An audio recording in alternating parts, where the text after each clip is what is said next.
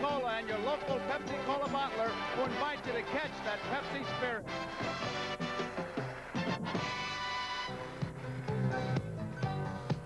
Veterans Stadium on a cool, crisp night. 48 degrees the temperature at game time. Some 65,000 wild fans jammed in here, and they are ready.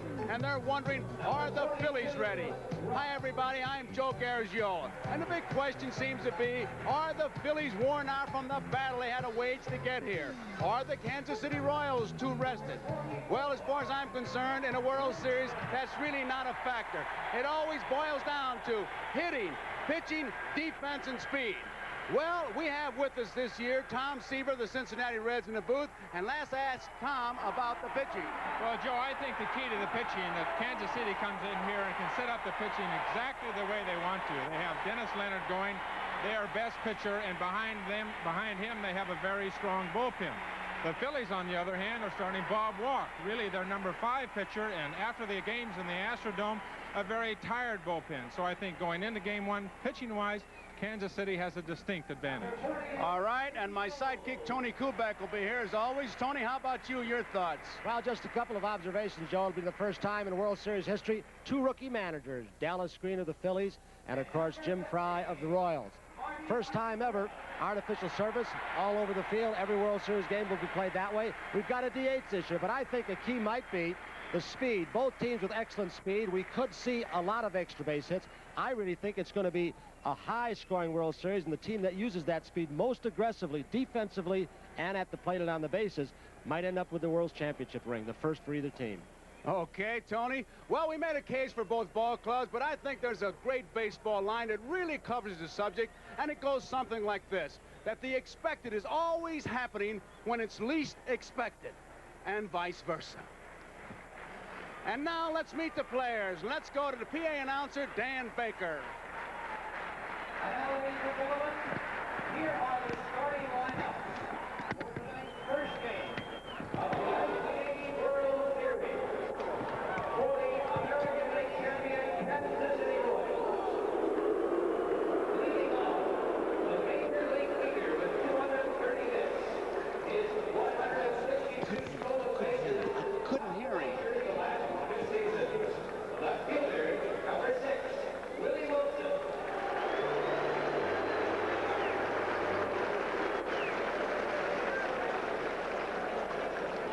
Batting second, the leading run producer among all designated hitters in the American League with 83 RBIs, number 11, Tug McGraw.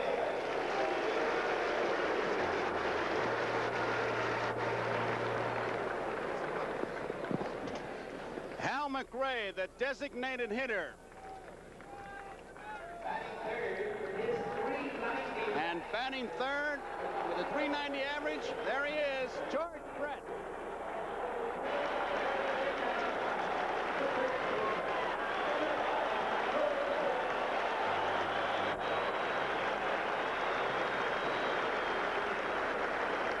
In the cleanup spot, it'll be Willie Mays Aikens.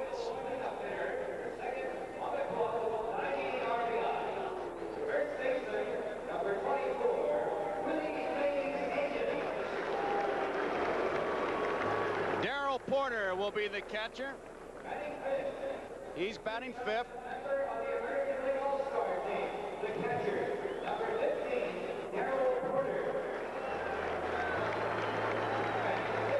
Batting sixth, Amos Otis. He'll be in center field.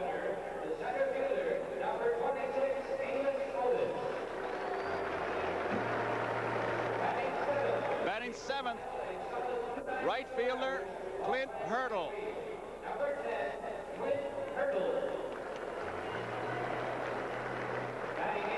Batting eighth, the second baseman Frank White.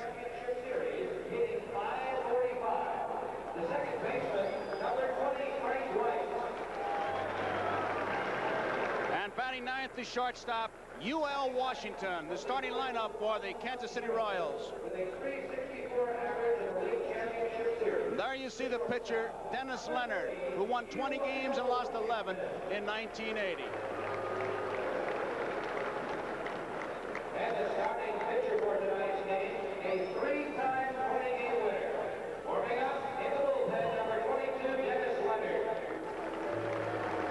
introductions having been made, the manager, Jim Fry, rookie manager, came over from the Baltimore Orioles. How do you like that? Didn't get introduced. They got him right now. Okay, that makes it official. And now for the National League champion.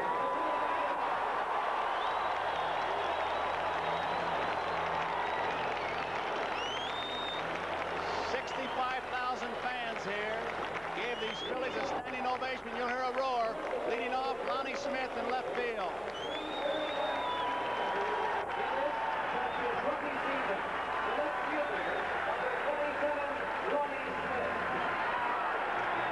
Batting second will be Pete Rose at first base. He'll get a roar.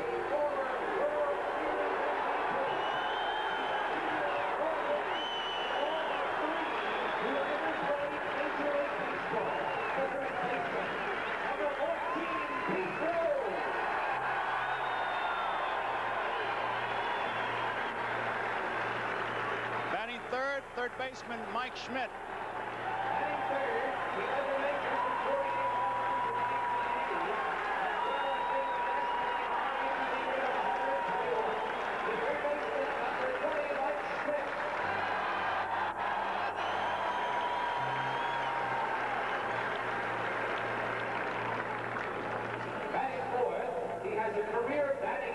Batting fourth, Tug McGraw. He'll be in right field.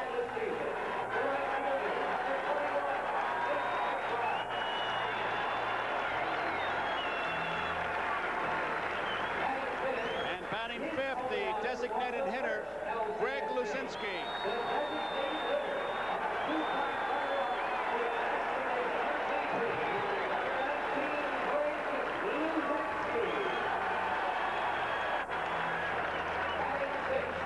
Batting sixth, the center fielder, Gary Maddox.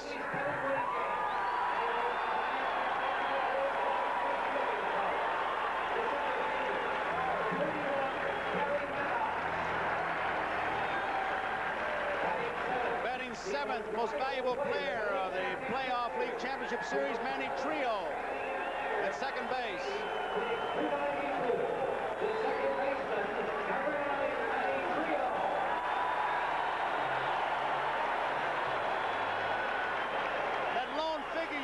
Picked up was Sparky Lyle, who was seated on the bench. You may see him again.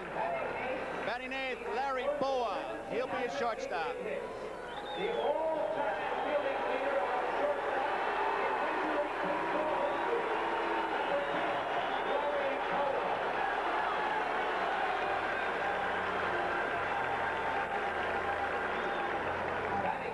Batting ninth, the catcher, Bob Boone.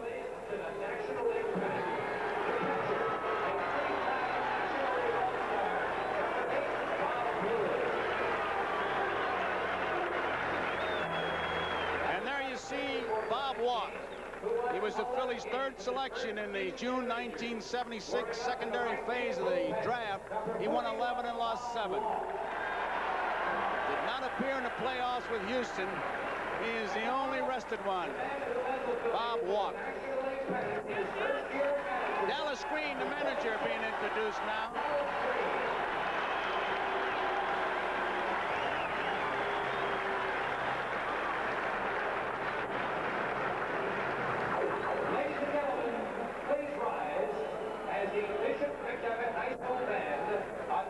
And now we'll have the all Philadelphia boys qualities.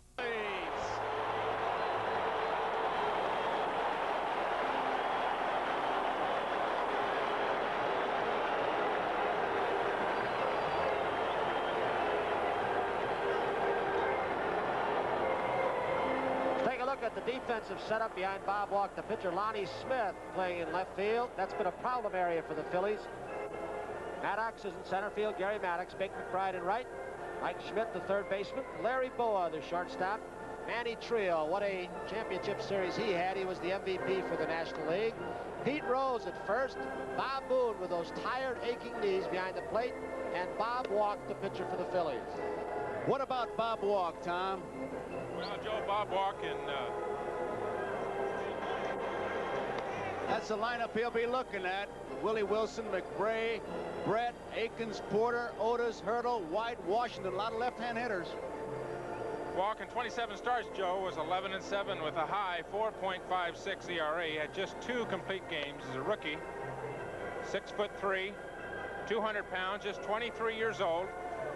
When he came up in the middle of the season, he did an outstanding job for the Phillies, and then had a little trouble going down in the last month.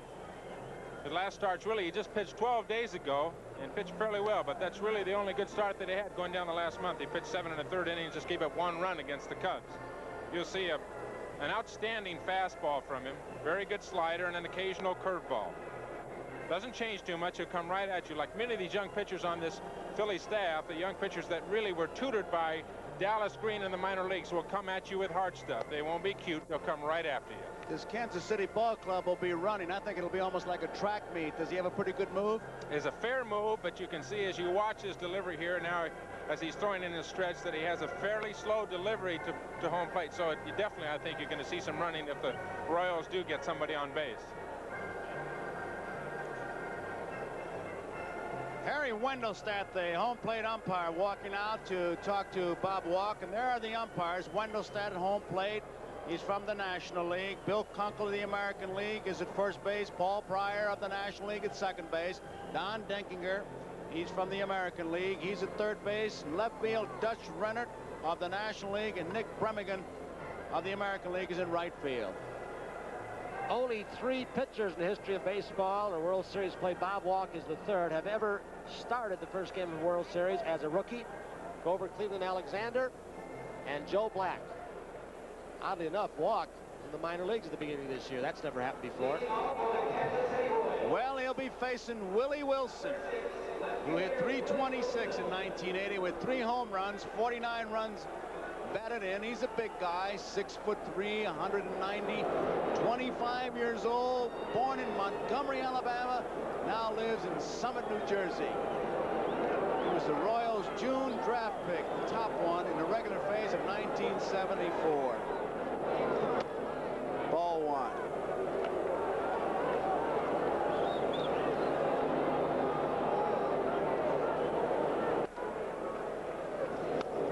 That's fouled out of play. 1 ball and 1 strike. Willie Wilson. He gets on. You almost have to throw to third to head him off. He is, Gene Mock calls him the most disruptive base runner, the most disruptive player in the American League. Foul out of play. 1 ball, 2 strikes. Walk appears to be throwing pretty hard. That last pitch especially, Tom. I say he has an outstanding fastball, Tony, and he'll come right at you with it. An occasional slider, occasional curveball, but if he does have a problem, it'll be with control, and the hitters are going to see a lot of fastballs. He struck him out. Good fastball. 1 out.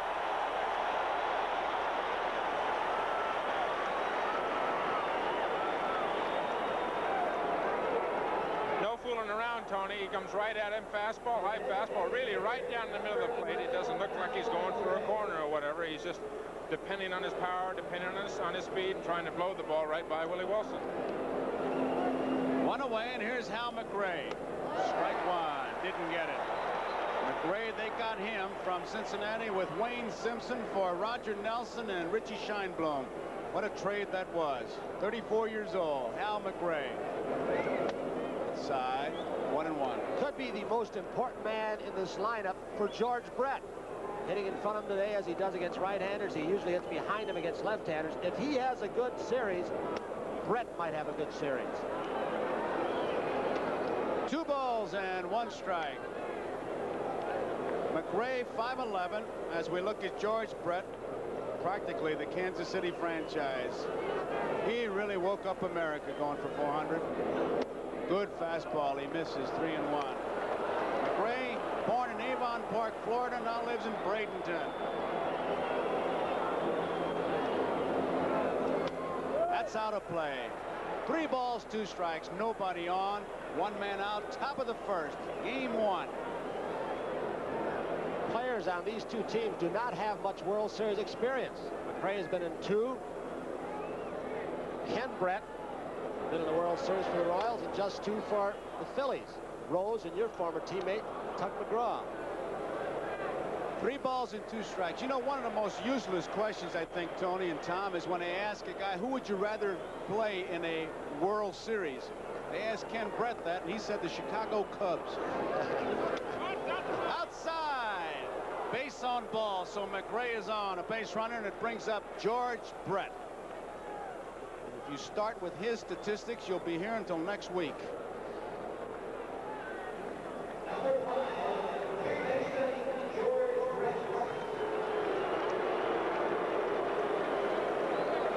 Last 2 hits this man has had have been home runs. You all saw the shot off the Goose Gossage. Of course, he also had a home run against Davis to left center field, Kansas City. His last 2 base hits have been home runs. Brett was holding a hot water bottle in the on-deck circle. At game time, the temperature was 48 degrees, the wind chill factor at 44. And those pitchers like to saw that bat off in your hands when it's cold. Put those bees in there. It's popped up. Mike Schmidt taking charge in foul territory. Out.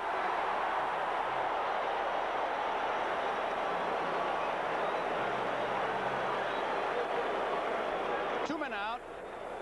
McGraw at first base, and it brings up Willie Mays Aikens. Willie Mays Aikens, born in Seneca, South Carolina, still lives there. Born during the 1954 World Series, so it's pretty obvious who he was named after. The delivering physician was the man who said, we're going to call you Willie Mays Aikens. 6'2", 220. He'll be 26 years old on October 14th. And there are his stats. 20 home runs, 98 runs batted in. And if that ball's in the area, you're going to see a pretty good swing. You know, one of the interesting stats on Willie Mays Aikens, Joe, is that hitting behind George Brett, with Brett having over 100 RBIs, Aikens himself has 98. So, I mean, on the Phillies, you've got Schmidt-Luzinski. On this club, you've got another really hot duo for RBIs in Brett and Aikens.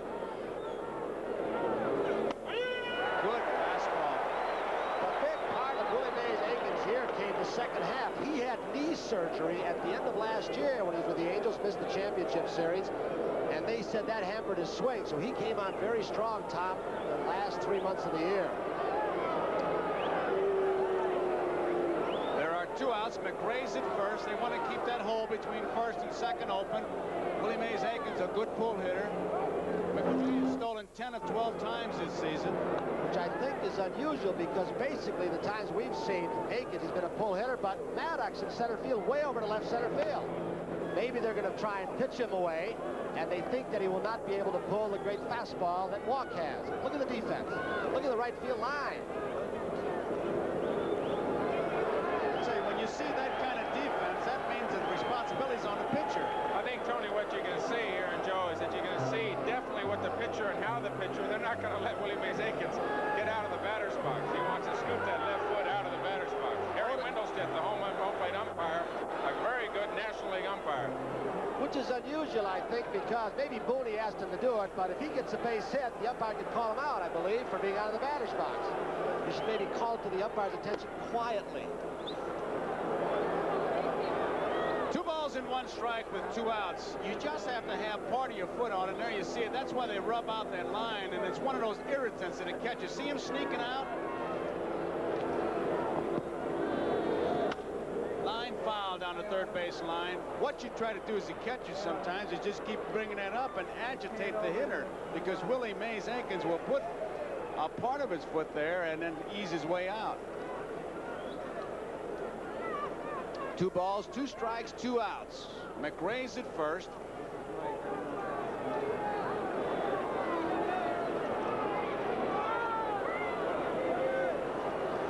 He hit that off the end of the bat, and those bees, that's just like getting a little bit of a shock is what happens.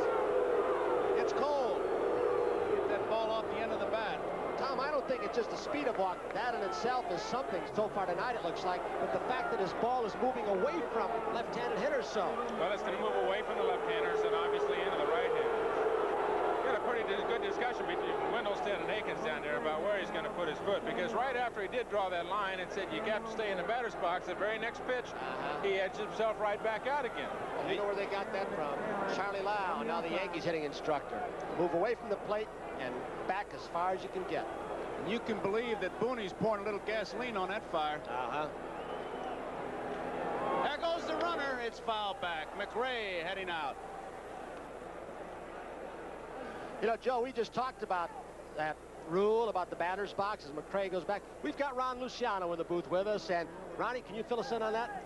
Yeah, technically what he's telling Willie Mays, of course, is that if you, like you said earlier, if you hit that ball while you're out of the box, I'm going to have to call you out. So get that foot in there and keep it in there. It's well hit, left center field. Maddox is there. Maddox has room, makes the catch, and that ends the first inning. Willie Mays Aikens flies to center, and as we go into the bottom half of the first inning, no score. Kansas City, Philadelphia. We're back in Veterans Stadium, Philadelphia for Game 1 of the World Series, and here's the defensive alignment for the Kansas City Royals. Willie Wilson is in left field. When he becomes a center field, he'll be the best ever out there, one of the best ever. Amos Otis in center, Clint Hurdle in right. George Brett at third, UL Washington the shortstop. Frank White, he was the MVP in the American League Championship Series. He's at second. Willie Mays Aikens in first. Darrell Porter the catcher, the pitcher, Dennis Leonard. The batting order that Leonard will be facing has Lonnie Smith leading off in left field, Pete Rose at first base, Mike Schmidt third base batting third, Bake McBride in the cleanup spot. A little bit unusual there, but he wanted to break up that right back-to-back right-handed hitter. So Luzinski, the DH, Gary Maddox is in center field, Manny Trio at second base, Larry Bowe at the shortstop, and Bob Boone is the catcher. And Dennis Leonard, a pretty good pitcher, Tom. 29-year-old Dennis Leonard, Joe. 6'1", 190 pounds, has won 20 games for the Royals in 3 out of the last 4 years. This year, a 20-game winner again, 20-11. Outstanding fastball, outstanding nasty slider, and very aggressive pitcher. I talked to him before the game. We were down there on the bench. He says he's not going to change his game plan. He's going to have good fastball, good slider, and go right after the Philly hitters. Tom, you used the word nasty. What do you mean a nasty slider? Very late breaking, very sharp slider. When he gets it down in the strike zone, keeps it away from those right-handed hitters, and nasty in a sense, he'll come into those left-hand hitters, and especially on a cool night tonight, get in on those hands, and you'll get more of those bees you're talking about. Okay. So, Dennis Leonard against Lonnie Smith. Smith hit .339 during the season, 3 home runs, good speed. And it's ball 1. With a designated hitter rule in effect for this World Series, manager Dallas Green can put Lonnie Smith in his lineup for his speed, and he's got a good bat, and also include the power of Greg Luzinski in the DH spot. No matter which way you look at it, though, it's been a problem defensively for them.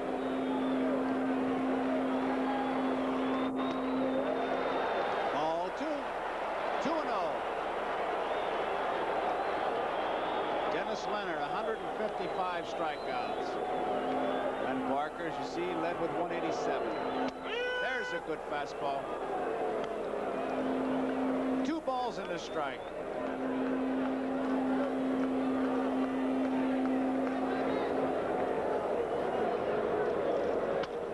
Bouncing ball. Frank White has it. 1 away. Joe, Tom and I talked to Frank White, as we all did, talked to various players around the batting cage. Frank was talking about getting that first World Series ground ball. He said, I want it in a hurry. And he's talking about it right now. He said, this field is much slicker and faster than the one in Kansas City. But he was very concerned, wasn't he, for a great fielder that he is. Right now, he's talking to Willie Mays Aikens. Tony, I think this AstroTurf, especially with a little chill in it, gets a little bit harder, and even Larry Bowe is concerned about it, that the ball's going to be a little bit quicker coming off that AstroTurf on the ground balls. In the summer, of course, when it's very warm, it's a little bit more resilient and takes some of the energy out of the ball and won't be quite as quick as it is under, say, cool weather conditions. Misses. 1 ball, 1 strike. You've heard it before, but we'll tell you again. The inspirational leader of this ball club, and throughout every out when they were behind in that league championship series, Rose was all over some of his players to inspire them. By Hopper, UL Washington has it. There's a no, 2 outs. They foul him coming back. UL Washington, good arm, the toothpick kind of guides him, I believe. He said at times he sleeps with it. I asked him why he puts the toothpick in his mouth, and he said, why not? So they're 2 away, nobody on. Mike Schmidt. Schmidt, 48 home runs, 121 runs batted in, hit 286.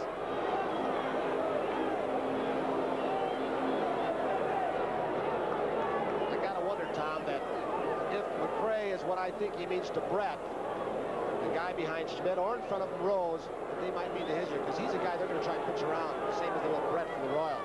Well, exactly right. Brett's the guy on the Royal Ball Club you don't want to beat you. Schmidt's the guy who on the Philly Club could mean disaster. He could carry a ball club through a World Series if he gets hot. He had a very difficult playoff series, pressing probably, and now obviously looking for a very good World Series. 2 strikes to count on Mike Schmidt. Oddly enough, when you look at it, the 2 guys you don't want to have beat you, Schmidt of the Phillies and Brett of Kansas City, were both pretty well stopped in the playoffs, and yet they went on to win. So it shows the balance of both ball clubs.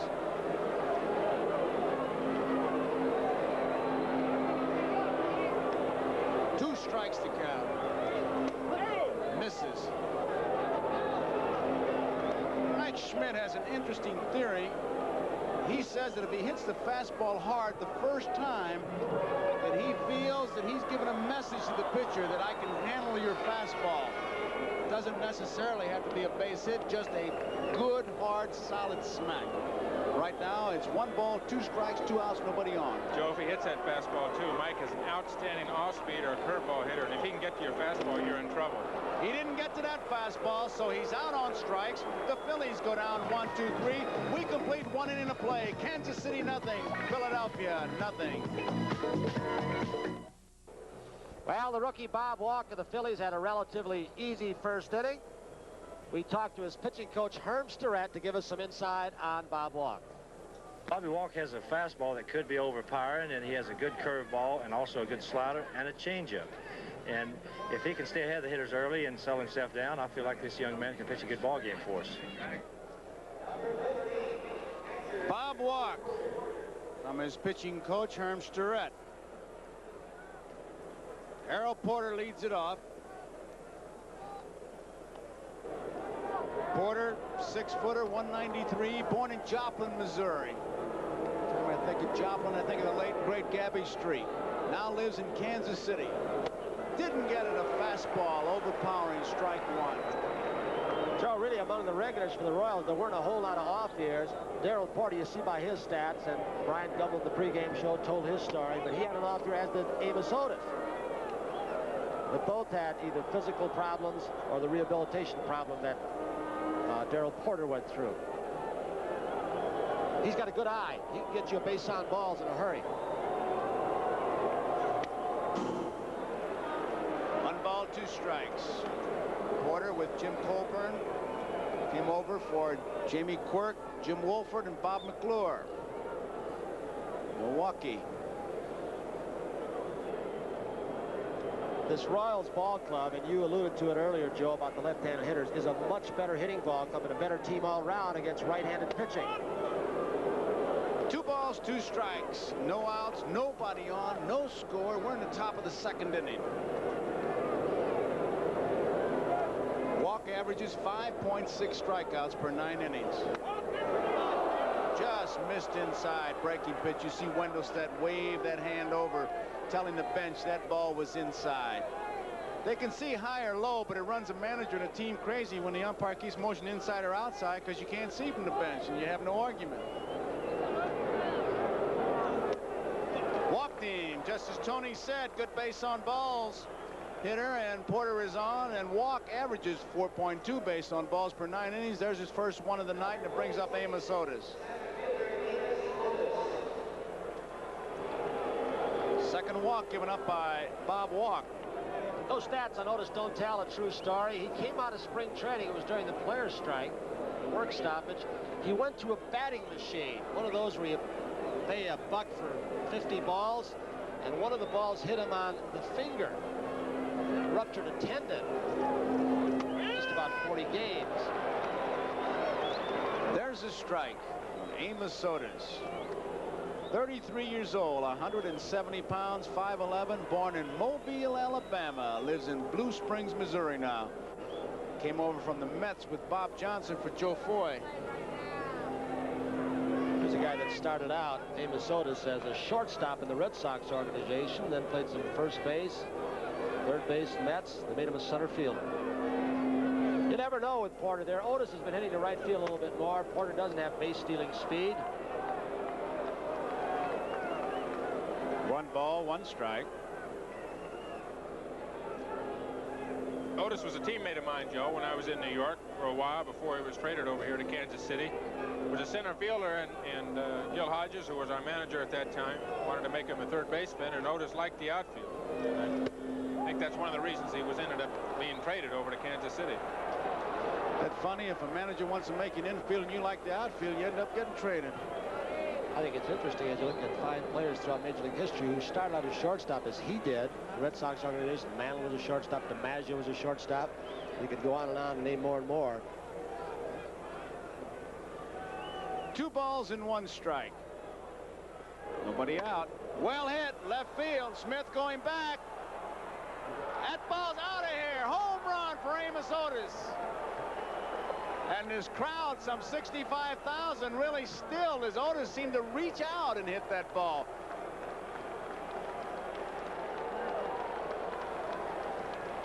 Tommy, looked like a breaking ball to you?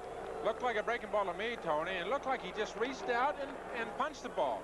And when he first hit it, I thought it was going to be a routine fly to left field. Of course, the ball carries extremely well in this ballpark, but it certainly doesn't look with the swing that he had like he hit it home run power enough to hit it out. And Lonnie Smith gave up on it early. You bet he did. You know, I think it's deceiving as we look at this one go out of the park for a 2-run home run. Many people feel the Phillies have more power on their team. But once you get by Schmidt, who had the big year, led the major leagues with 48, you go down to Luzinski with 19. A bigger ballpark that the Royals play in Kansas City, it is much more difficult to hit home runs out of. So their power could be deceiving, especially against right-handed pitchers. There's the Kansas City bench. They've got a 2-run lead. And Hurdle is the batter.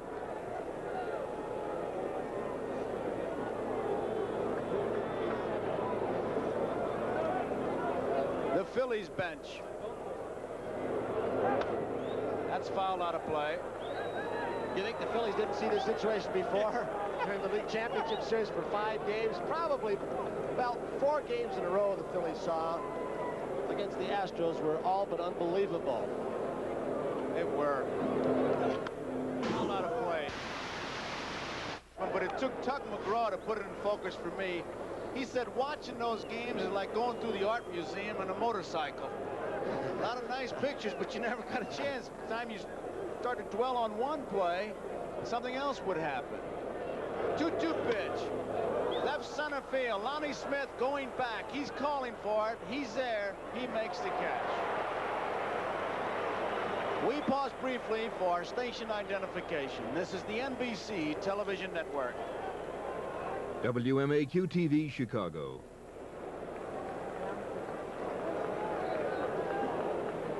Joe Garagiola with Tony Kubek, Tom Seaver here in Veterans Stadium in Philadelphia. The Phillies trailing by 2, as you see. A home run by Amos Otis after a base on balls to Darrell Porter. That's the story. And here is Frank White. Right field. McBride has plenty of room. Makes the catch there 2-way. Amos Otis' home run, his very first World Series at bat, makes him the 16th player to do so. The last one was Doug DeCinces in 1979. So Otis, one of those boyhood dreams comes true. Here is UL Washington now. This is one of the trouble spots that manager Jimmy Fry knew he had to fill when he took this job. Shortstop and bullpen. Well, we know he got Quisenberry. This guy right here really filled that shortstop hole, replacing Freddie Patek. UL hit 273. He fouls off the first pitch. This young man, as we look at Jim Fry, the rookie manager of the Royals, UL Washington, I think a real inspiration to that aspiring ball player, because he was selected in 1973 by the Royals for their academy, went down there, graduated, and here he is in the big leagues. 2 strikes to count. He and Frank White, another graduate of the academy. Washington's a switch hitter. Look how very quietly he went through that league championship series with that average. He's been switch hitting 5 years. You know what he said got to him, Tom? He said, the higher I got up in baseball, when I finally got to AAA, he was a natural right-hander. He said, that slider killed me. He said, it made me turn around to the left side. It's killed a lot of him. Oh, you bet. That's low. 1 ball, 2 strikes, 2 outs. Herm Starrett, Dallas Green. The Kansas City Royals, 2. Phillies, nothing. Top of the 2nd. Home run by Amos Otis. Bouncing ball. Pete Rose, fair ball. Flips to his pitcher walk. Routine play for Pete Rose. A little bit exciting for walk. That ends the top of the 2nd inning. And the score, Kansas City 2, Philadelphia nothing. Takes a 2-0 lead out for the 2nd inning for the Royals. And we talked to him yesterday. What he wants to look for and expect these Phillies hitters. Well, basically, you'd like to know the guys in the lineup that can supply the power. And, you know, the Phillies have Schmidt and Luzinski. You know, there might be a situation with a couple of men on base where, you know, if there's an open base, you might not want to give in to them too much and, you know, let them beat you with the long ball. But, you know, basically, you know, you want to know their strengths and weaknesses. You want to know how the other teams try to pitch them a little bit, and I guess we'll get into that a little bit more in the scouting report. But, you know, basically, I feel my biggest thing to know is the ones that can hit the home runs and, you know, try to neutralize that power. Dennis Leonard neutralized the power. Bake McBride, batting 4th, takes it for ball 1. Bake right on top of that plate. Takes a strike on the outside corner. He likes the ball inside, uses a very light bat. 32 ounces, but he can get around on it, and it's a small bat. 32-32. Didn't get it. 1 ball, 2 strikes. Nobody out, nobody on to score. 2-0 Kansas City. We're in the bottom of the 2nd. Dennis Leonard. Joe, I think what Dennis said in his piece right before this inning started, that, as you well know, these teams get scouting reports from, you know, the scouts have been following him for the last 6 weeks or whatever it's been. And I think the most important thing for a pitcher when he's going against a club that he's never seen before is what is a hitter's, exactly what he said, what is a hitter's strength and what is his weakness. But I asked Dennis before the game, I said, well, anything different what he can do? He says, well, if I get to a situation where it's my strength and it's a hitter's strength, I've got to go with what's been successful for me the entire year. I've got to go with what's my best pitch, how I feel I can get him out. UL Washington in time. Bake McBride is out. So there's 1 away, and it brings up Luzinski.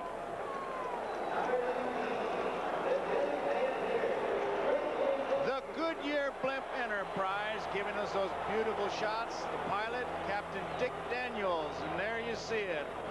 Veterans Stadium in Philadelphia, where right now the Kansas City Royals lead 2-0, 1 out in the bottom of the 2nd. Greg Luzinski, the DH, designated hitter. Taps it foul, strike 1. Tom, without getting into a seminar, do you pitch away from the hitter's strength and to his weakness? Well, I think there are certain situations, you know, it really does begin to be a seminar. Depends on how you're throwing, depends if there's a runner on second base, depends on what the score is. But I would think you might save a situation where you can attack a hitter's weakness if it becomes a game situation late in the ballgame, 7th inning, men on 2nd and 3rd, and you've got to get somebody out. Maybe you save one pitch someplace where you can get a hitter out, his biggest weakness, so you can get him out in a game situation. Fouled out of play by Luzinski. And the count, 1 ball and 2 strikes. Let me pursue that with Tom. Are you saying, and I don't think, you never go to guys' weakness, because big league hitters adjust, they change. Exactly right. No, you definitely have to. You don't go to their strengths. That's for sure. I mean, if a guy, Greg Luzinski, is a low fastball inside the plate hitter, you don't sit there and throw low inside fastballs and wait for a game situation to pitch him away. You pitch him right there. You pitch him real tough. But in a game situation, you go after what you try to do is to go after the weakest spot that hitter has. 2 balls and 2 strikes on Luzinski. You saw Porter give that fastball sign, the outside part of the plate. It's hit the left center field. Well hit, way back, and making the catch, Willie Wilson. That's one of those, Joe, and you talk to the Royals players or the opposition players in the American League, you will perk up your head and look for the center fielder, because Otis looked like he was closer to the ball initially, and Willie Wilson seems to come out of nowhere. You've heard it before, but he is, I think, the fastest man in baseball. Mark, you've got some tough ones in the National League, I know. Martinez, his coach said, it's like having a 4-man outfield like they have in softball. 2 outs, and this is Gary Maddox, who hit .259 regular season.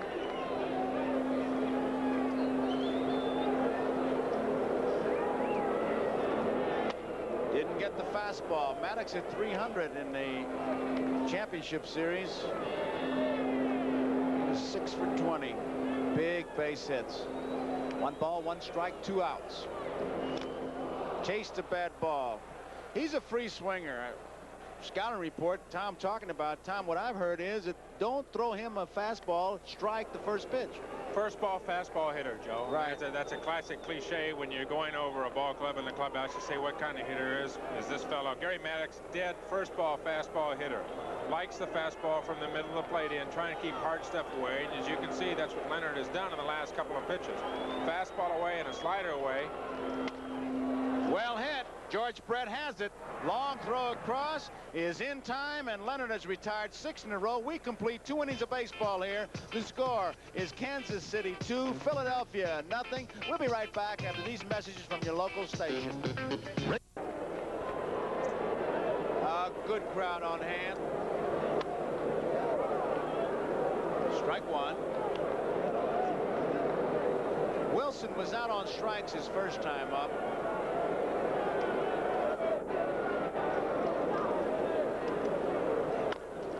Chopper. Trio has it on a big hop. Easy out. Wilson is out.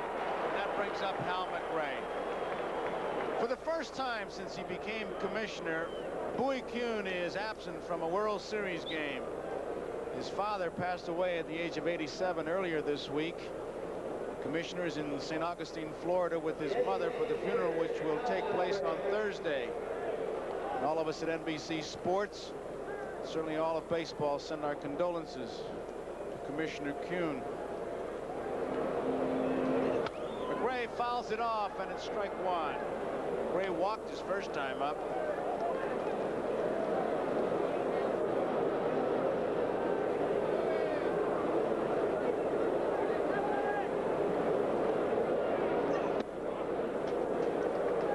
One ball, 1 strike. George Brett says of McRae that he did not know how to play the game of baseball in a winning fashion until McRae came over. This is one of the most aggressive men you'll ever see. Base hit up the middle. McRae gets himself a hit. 1 out, 2-0. Royals leading, and McRae is on, and George Brett is the hitter.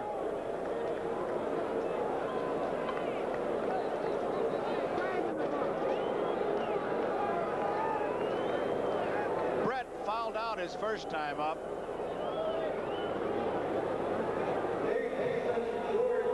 There's a possibility that a running game could start. Of course, with a left-handed hitter, you'd like to have the hole open. But Brett, with his great bat control, he wants a new series of signs from the third base coach, Gordy McKenzie. That's what the finger was. Started all over. I wasn't watching.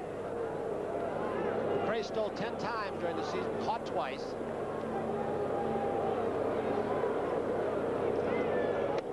Strike.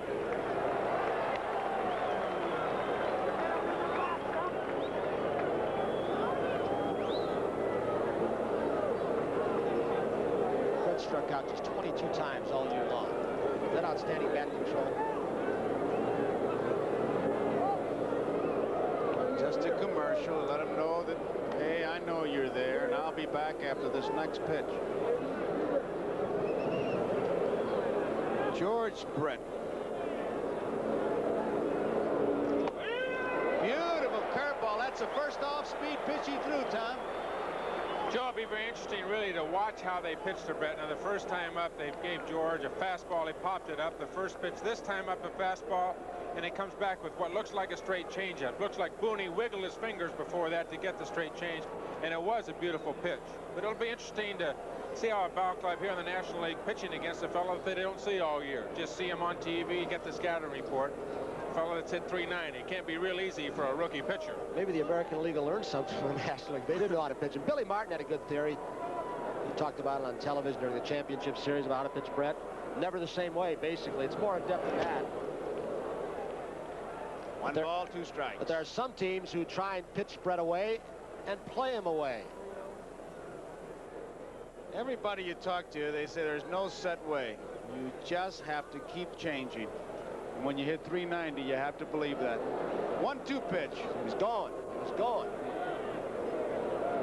And I think Pete Rose yelled out to walk when he saw McRae leading and take one short stunner step, and he got walked the step off the rubber. Tipped his bat. It's a strike. He gets some help from the third base umpire, Don Denkinger, and Brett is out on strikes. He wasn't sure of it. Harry Wendelstedt wasn't. He got some help, and it's a strikeout. Pretty good breaking ball, Tom. Looks like they're going back with hard stuff inside to him. That one good changeup, and that's a slider. Looks like it's going to be a strike. Looked like a fastball possibly fooled George. George, of course, had never seen Bob walk before, and it looked like it might have been, he thought it was a fastball back inside, broke down in the dirt and fooled George. I don't think that George doesn't put that in his back pocket. He'll remember that pitch. Willie Mays Aikens. Aikens fly to center field his first time up. McRae, the base runner. Score 2-0. Kansas City leading. We're in the third. It's high. It's ball 1. 2 guys on the right of that split screen that you just saw a moment ago as we look at Aikens in the championship series. Rose and McRae played together, and Rose taught McRae how to be fearless on the base paths, and McRae brought it to Brett and the Royals. There's a good move, but not good enough. You know, Tony, as I watch this Kansas City club, they all look like they're contact hitters, except for this fellow right here. And he takes a healthy cut. I mean, he takes as healthy a cut as any ball player I've ever seen. He'll get down on that back knee, and he'll go for the Atlantic coast if he can hit it that far. Times we've seen him, Tom, he's hit some low fastballs when I've seen him. Low and inside. He's perched on that front toe. Great draws the throw. He's getting antsy over there, but you would still think that they would be leaving the hole between first and second open, but the defense in the outfield has Maddox in left center field, as we pointed out earlier. There he goes. Well hit, deep to right field, but she's curving foul. That's what I'm wondering about, Tom. The defensive alignment that they are using on Aikens, you can see how fast he got around on the inside pitch. And they're playing him to left field. Here it is, Tom. Well, hit and run, it looks like he's throwing a fastball in. Either they're going to throw him in real hard or throw him away real hard, because Maddox, of course, is way around in left center and is getting him in the right center field alley. Maybe they feel Aikens, if he's going to pull the ball, he's really going to pull it down the line. Not going to hit it in the right center field alley. If he goes to the other way, he's going to hit in the left center field alley, and Maddox is protecting that. Holding. High, deep right center field. McBride going back, Maddox going back, home run! That ball just got up there and just kept going. And Willie Mays Aikens just broke into his home run trot. He's just now getting to third base, and I don't blame him. He's going to enjoy it all the way. 4-0, Kansas City. Tom, we were seeing on those 2 home runs, and I'm not demeaning either this one by Aikens or Amos Soda, but how well the ball carries in this ballpark. Here it is again. Well, I can tell you from past experience, and you can see the awesome swing that Aikens has, that the ball will carry very well in this ballpark. Maddox was way over in left center, and he did hit that ball right where the defense wasn't playing. Even if the ball had stayed in the ballpark, it would have been an extra base hit, even for Aikens, who was not a fast runner. Ball a little bit down and in, wasn't it? So it's 4-0, and here is Darrell Porter, and it's ball 1. Bob walked in 1980. Gave up 8 home runs. He's been touched for 2 of them tonight. In the second inning, a walk to Porter and a home run by Otis. Now a base hit by McRae, a home run by Aikens. 2 balls and no strikes to count. 2 outs, nobody on. 4-0, Kansas City leading. Game 1 of the 1980 World Series. Misses 3-0. The fans are getting restless right now. They're down by 4. And Tom, I just got done looking down at that Phillies bullpen. Well hit, right field. It is a foul ball. Tony, you can see down there in the Phillies bullpen, nobody warming up. 4-0 already here in the in the third inning, and I think it gives you a situation of what the Phillies bullpen is really like. They had to work so hard in Houston to get out of Houston alive from the Astros that they are really spent down there. And I think philosophically what they're doing, they've got 2 games here, game tonight, game tomorrow night with Carlton going. I think what they want to do deep down is to get out of Philadelphia 1-1. If they can get out of town 1-1 and have these 2 pitchers at least pitch maybe 6, 7, or 8 innings, I think they'll be happy. Herm Starrett coming out of the Philly dugout, going to pay his first visit to rookie Bob Walk. I know, well, in a way, in an indirect fashion, you might have said this, that they might be giving this game up so they can get their bullpen. I hate to say ever give up a World Series game. Billy Martin got into this problem with the Yankees one year when I think he went to his number 4 starter to start the first World Series game after a tough championship series. Well, I think it's obvious. If you look at the scoreboard, top of the third, it's 4-0, and they still have nobody, warming up.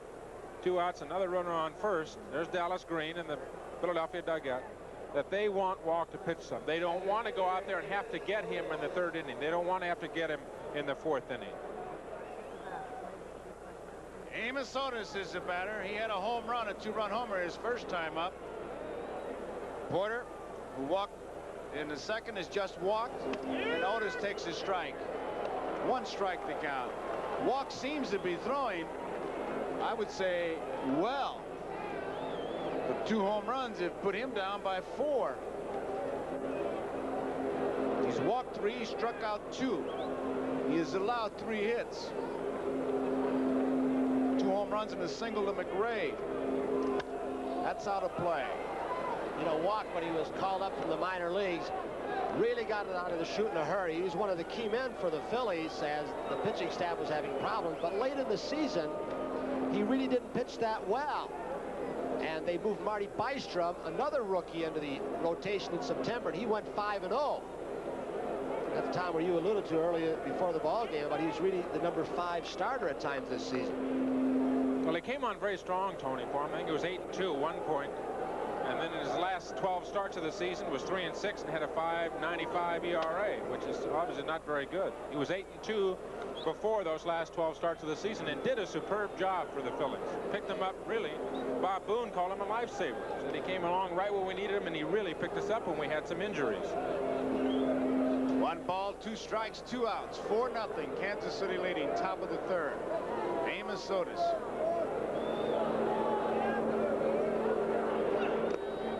Nice play by Boone. Tom, let me take you back to Otis's home run.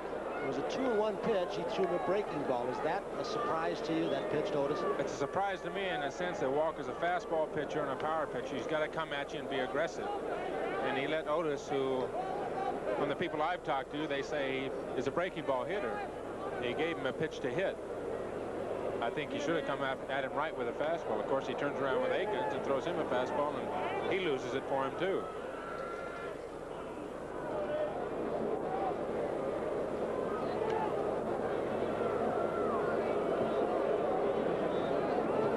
Try to hit that outside corner. Breaking ball. Mike Schmidt coming in fast. Bare hand grab. Throw not in time. Amos Otis beats it out. It'll be an infield hit.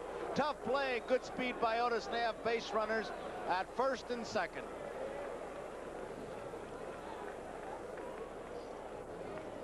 You'll see the speed of Otis on this breaking ball that he chops in the dirt. Schmidt was playing back.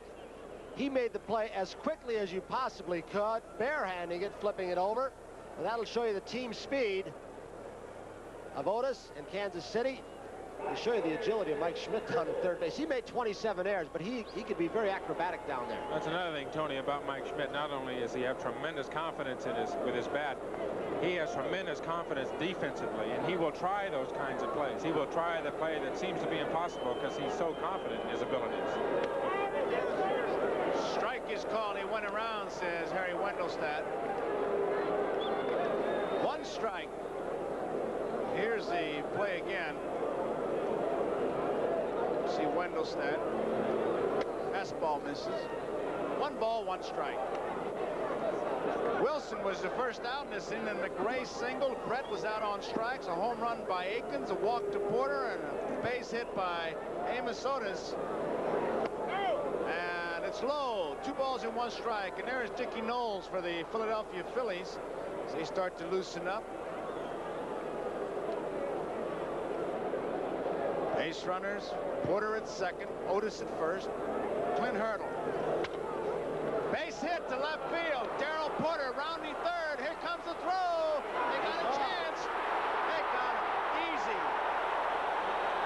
A throw by Lonnie Smith to Bob Boone. And that may be the play that'll turn it around for these Philadelphia Phillies, who seem to be playing the first couple innings under a little bit of ether. Here comes Lonnie Smith. As Porter rounded third base, he stumbled and broke stride. I'm not saying that's why he did not get it, because he's hot by 15, 20 feet. But Lonnie Smith threw a rainbow, but he still gets Porter. Right there. Right there, he broke stride. Gordy McKenzie sending him home, but no run scored.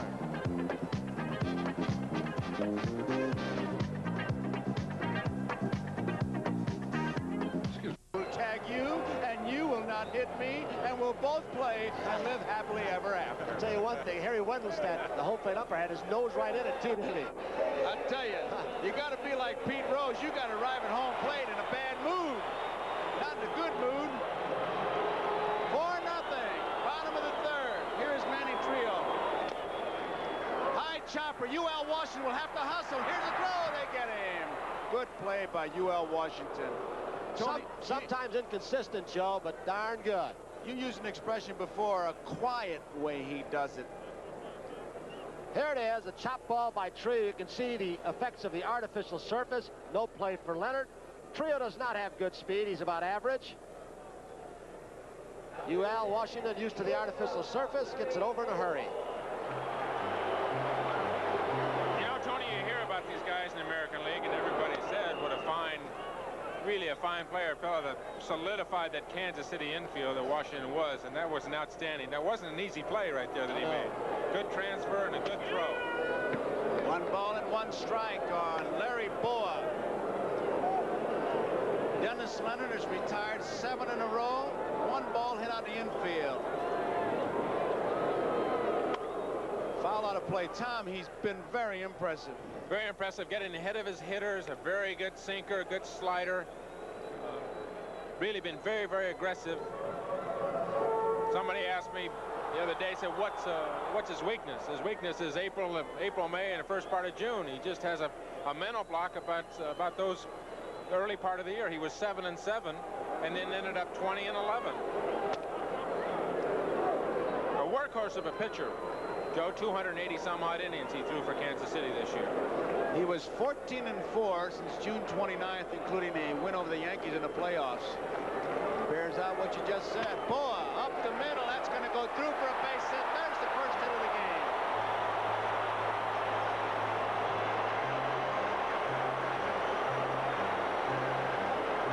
So the Phillies have a base runner. We're in the bottom of the third, 4-0. 1 man out. Boa at first base. Boone hit 229 an off year, but you talk about a guy hurting.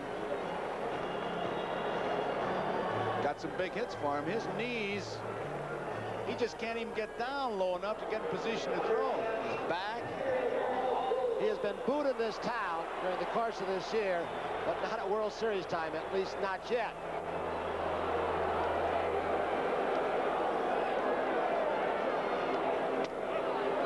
Outside, ball 1.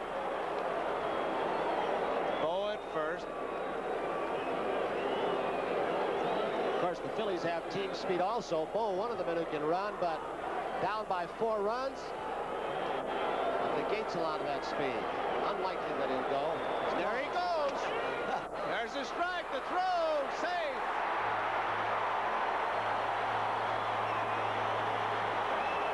He got the crowd excited, and that shows you how smart an old shortstop is. Unlikely to go. The words are out of my mouth, and he goes. The game has changed. And it is something that just might be enough to excite a Phillies team and get something going. Here comes Boa from left center field. Was Leonard not paying too much attention to him right there? I think it's the same kind of thing you were talking about, Tony. It's 4-0, and really there's no way a runner's going to go, and he's just safe by a matter of 3 or 4 inches. It surprised Frank White. I got to question his tag. He was behind the bag in short center field. Not that extreme, but it surprised him, and he didn't get to the bag in time. It definitely took the Kansas City ball club by surprise. I think it took Leonard by surprise and White by surprise. That's one of those stolen bases, I think, that's a commercial. It says, guys, we're not dead, and we're going to be running all night. We don't care what the scoreboard says. The scoreboard's up to hit balls off and not to read. Yeah, but I appreciate Tom Seaver getting me off the hook there. Thank you, Ken. Fouled out of play. 2 balls and 2 strikes, 1 out. Boa, during the season, at 21 of 27 in the stolen base department. That's a 78 percentage.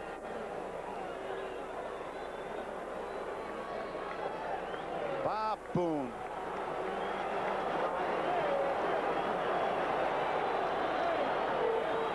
His father, the former major leaguer, Ray Boone. Line drive, left field, base hit, Boa scores, 4-1. Boone heading to second. Here's the throw, double.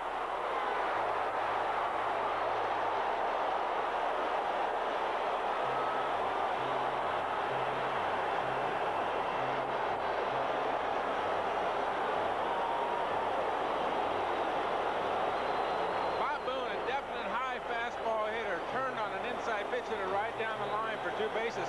And Booney, playing with a taped ankle, he was at home yesterday with his ankle on ice for several hours, was running pretty good on that ball. Rounded first base in good fashion, made a good slide into second base. Tom, haven't you ever seen it when a guy's got a bad ankle, he's got a base hit inside, like he made a side trip to Lourdes? You forget about all that tape and all the pain. If you can get a base hit or make an extra base, that pain goes away very quickly. It's an instant miracle. Smith, base hit, left field. Boone will be held up at third.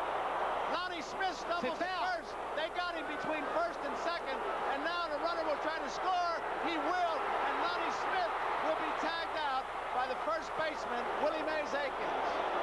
But Boone scored. It's 4-2.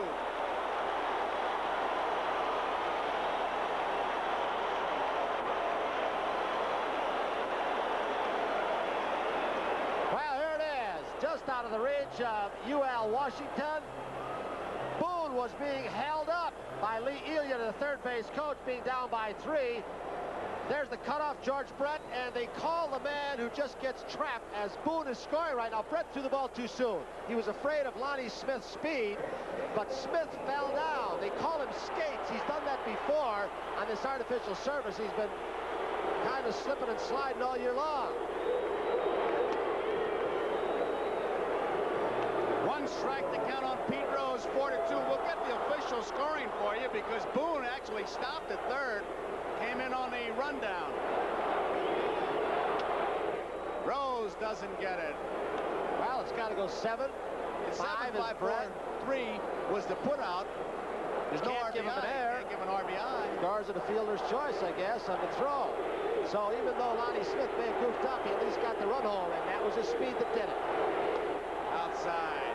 I think, Tony, is a pretty basic fundamental error, the kind of error that Kansas City will not make in a rundown. I think George Brett has got to get rid of the ball. He can't be running away from Boone with his back to Boone. He's got to get the ball down and let Frank White handle the ball at second base because Frank White has to play out in front of him. Foul ball. I think he was afraid of Lonnie Smith's speed. If he held it too long and didn't charge at him, Smith was going to beat his throw to second.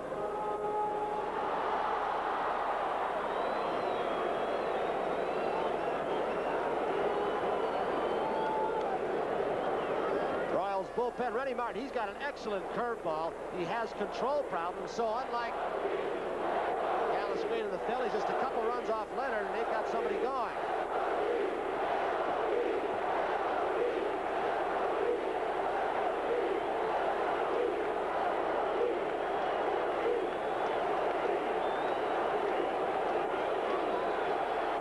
They loved him in Cincinnati, and they love him in Philadelphia. He's that kind of player. Thinking about Pete Rose the other day, there's a 12-year-old heart inside a 39-year-old body. 1-2 pitch. Hit him. Hey, he goes halfway out to the mound to Leonard. He's not going to rub either. Look at him. He's not about to rub. Watch this. A tough fastball. Looked like it sailed in. May have been a slider. May have been a slider. Rose takes it on the right leg. And then he starts out, and I believe he did have a couple of words for Dennis Leonard, the pitcher. Watch him. You think he isn't fired up? And he's got the fans fired up now, too, Joe. Well, I think it all started with that ball play, the base hit, and then picking up the second run. It's 4-2. The tying run is at the plate, and you got the guy who hit 48 home runs for you standing in there. Pete Rose is the guy who'll get it started for you. Tug McGraw, once again, talking about Pete Rose. He said if there's anybody in baseball that plays harder than Pete Rose, got to be an outpatient. You know, Joe, you look at that pitch when Pete Rose got hit. He didn't try and get out of that ball very well. He said, go ahead here, let me have it. I'll take it and let Mike Schmidt up the baits with somebody on. So the tying run is up there now. 4-2 is the score. 2 men out.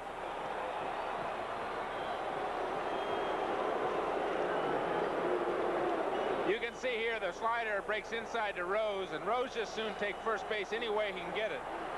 And he knows that'll fire his club up. Fastball misses. Ball 1. The crowd, I tell you, there was just silence on the home runs by Amos Otis in the second inning, a 2-run homer. A 2-run homer by Akins was 4-0, and all of a sudden this crowd, a jam-packed ballpark, really alive.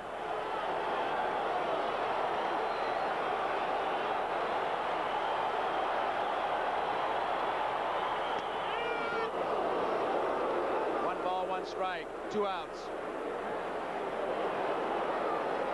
Kansas City 4, Philadelphia 2 as we look at that Phillies bench. There's Tug.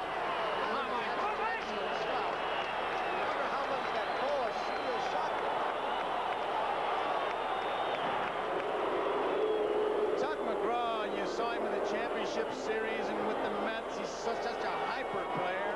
You've got to believe.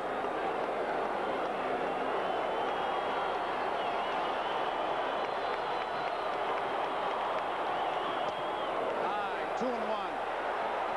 Tony, I gotta believe with all the turmoil they've had around this Philadelphia clubhouse, with Dallas Green and all his players, etc., and being branded the losers from 1964 and whatever, and having to carry that onus on their back for so long, the kind of things that a Rose does or a Boa does when he steals second base definitely has to lift the ball club. 3-1. Mike Schmidt. The score, 4-2. Kansas City leading. We're in the bottom of the third. 2 men out. Mike Schmidt, who struck out his first time up. A good cripple shooter. He'll be looking for his pitch right here. And if he gets it, he'll go to work on it.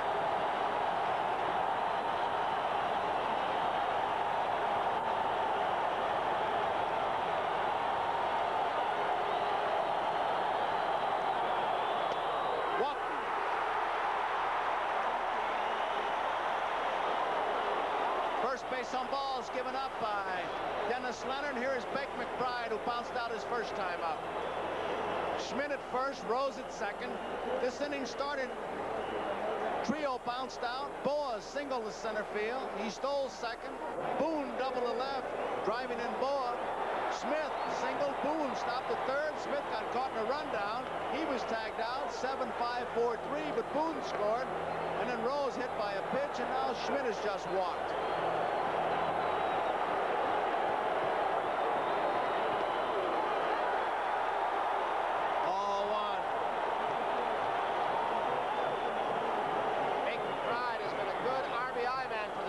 club this year. He's had 87. You've got to remember, a lot of the time he was hitting in the number 2 spot.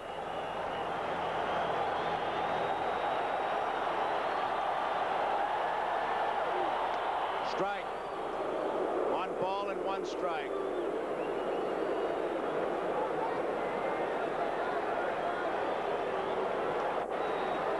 Pete Rose put the match to the gasoline, and we had the explosion for 2 runs here. The crowd right behind their ball club. Well hit, right field, way back, home run.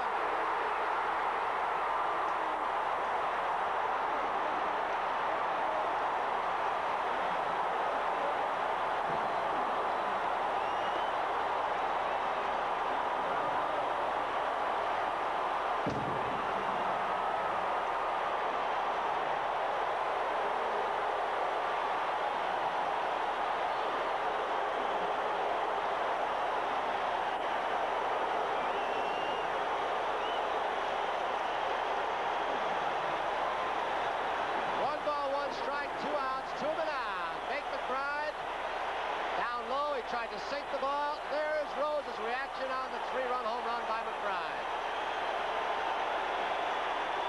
The fans want McBride to come back out.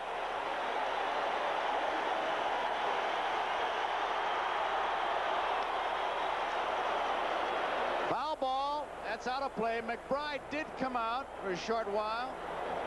And how quickly it changes. It's 5-4. And Jim Fry, who had a 4-run lead, as he went into this bottom half of the third, now trails by a run. 5-4 Philadelphia. Dallas Green, who wanted to break up the 2 right-handed power hitters, Schmidt and Luzinski, put McBride in that 4th slot, and oh baby, did it pay off for him. Pull foul, he got around on that one. 2 strikes. Dallas Green. There he is. It's been a love-hate relationship between his team, some of the players, and himself. He's had spats with Luzinski, Boa, McBride, Maddox. 2 strikes to count on Luzinski.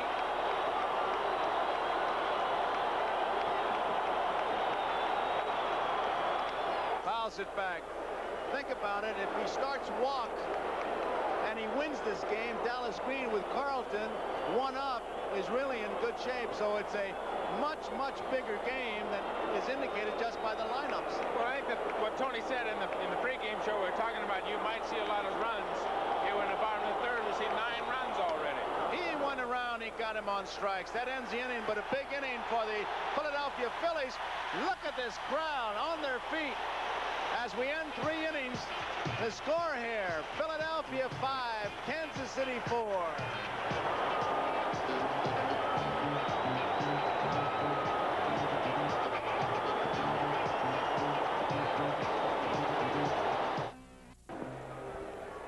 The first 3 innings have been characterized by a bit of role reversal here at Veterans Stadium. The Royals, known as a speed team, have scored their 4 runs on 2 homers. The Phillies, known as a power team, used Kansas City-like speed and jarring to generate some offense, then topped off a 5-run inning with a 3-run homer by Bake McBride. So it's 5-4 Phillies, and of great import is the question of Bob Walk's ability to handcuff the Royals offense and buy much-needed time for a tired Philly bullpen. As we start the 4th, the 60,000-plus fans of the bat have lots to cheer about. Joe?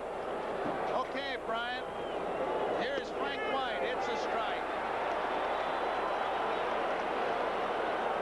Dallas Green, starting his rookie Bob Walk, got in trouble, sticking with him. Didn't mean to swing. It's going to be a tough play. Rose to walk in time. 1 out.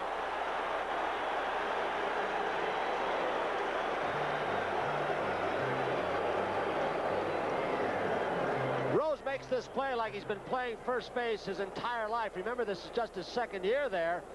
He gets the ball, Walk is over in time, he shovels it over in a big hurry because White can run. He is a very aggressive infielder, Pete Rose. He goes after balls. He might not have the speed of some. Tony, I think he's just an aggressive player, the kind of a guy that just generates excitement. He makes it happen. He's the one with Boa who really walked this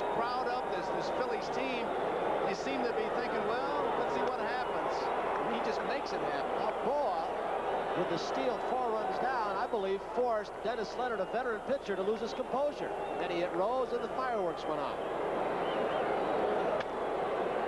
Boa has it. In time. UL Washington is out. Good play by Boa. 2 up and 2 down. Brings up Willie Wilson. Here's Boa. Go ahead, Tony. Excuse me. I'll tell you one thing, he doesn't miss many balls at all. He has slowed down a step with age. It was a very close play, as you saw UL Washington speed, especially from the left side.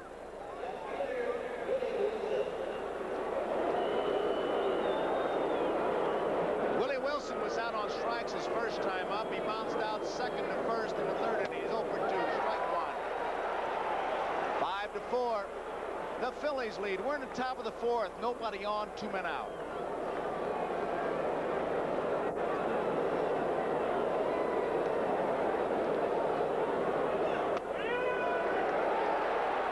Two strikes.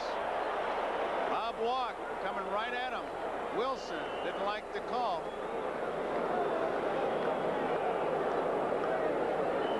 Tom Watson, a big Kansas City fan, I'll tell you that. Did he swing? Did he go around? Ask him. No, says third base umpire, Don Denkinger. See, Watson threw out the first ball. Was it from Game 2 at Kansas City in the championship series? Tony, I played in the golf tournament in Amana with him, and he kept wanting to know about the Kansas City Royals. The Kansas City Royals. He's a big baseball fan. Foul tip. Wilson stays alive. Tommy, Bob Walk right now looks like he's got a little bit rejuvenated. Good fastball, Tony, and he's come back giving Wilson a good, steady diet of hard stuff. The last 2 have been 2 hard sliders, but definitely your ball club comes back, scores 5 runs, is definitely going to pick you up. No question about it. He had to feel down. He gives up the 2 home runs and gets his ball club behind 4-0. But this Philly ball club, you know, Rose and Boa, they'll pick you right up, get you right back in the ball game. Fouled out of play. 2 balls, 2 strikes.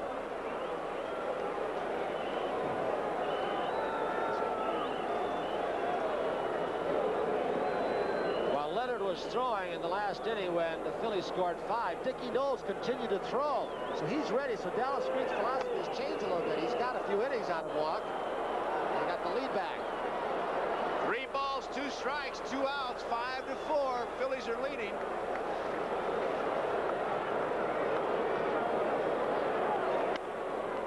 Out of play. Count remains full. He's just throwing the fastball by Willie Wilson. He did the first time. He hit a breaking ball the second time, and he threw that fastball by him. They are really shading him as if he's not going to get around on that fastball. All towards the left field.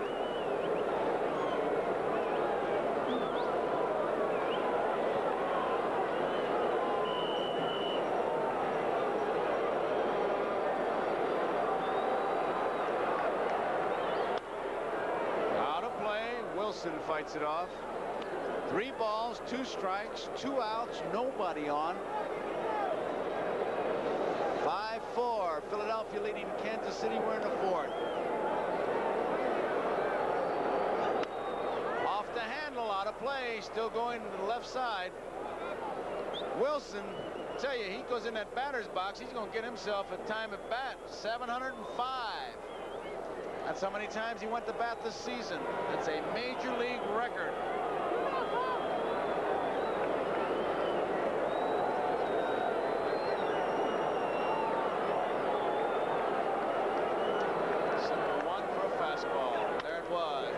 Swing. Mike Schmidt has it. Big hop. Throw in time. It was close, but they got him. Schmidt to Rose. 3 up and 3 down. And we go into the bottom half of the 4th inning to score here. Philadelphia 5, Kansas City 4. And 2 up for the Philadelphia Phillies in the bottom of the 4th. Gary Maddox, Manny Trio, and Larry Boa. Right now it's Gary Maddox to lead it off. Maddox bounced out his first time up. First pitch, he swings and fouls it back. First ball, fastball hitter, and he bears it out. He'll go right after that first pitch, Joe, no question about it. Especially the ball up in the strike zone. That one looked like it might have been out of the strike zone. And Gary goes to hack him. There's the strike. Think you'd ever seen a daytime where you just go back into rosin bag and throw the rosin bag up to see if he'd swing at it? I'll tell you, that's the reason in almost 600 plate appearances, he walked just 18 times. Boys, he spread out with 2 strikes. Look at that. Outside. 1 ball, 2 strikes. Tom, you remember him early on when he was with the Giants and that? He used to really wail at the ball and was a free swinger. Then he spread out and he went through a streak for a couple of years where he punched the ball in the right field. I think he's definitely now just a contact. Joe once hit that ball back through the middle, likes to hit the fastball. And he'd rather talk about his fielding. He's a tremendous center fielder. Much has been written about him. I thought Ralph Kiner, the Hall of Famer, had a great line. Ralph, describing the Phillies Mets game, said that the earth is 2/3 covered by water and the other third is covered by Gary Maddox. That's about right.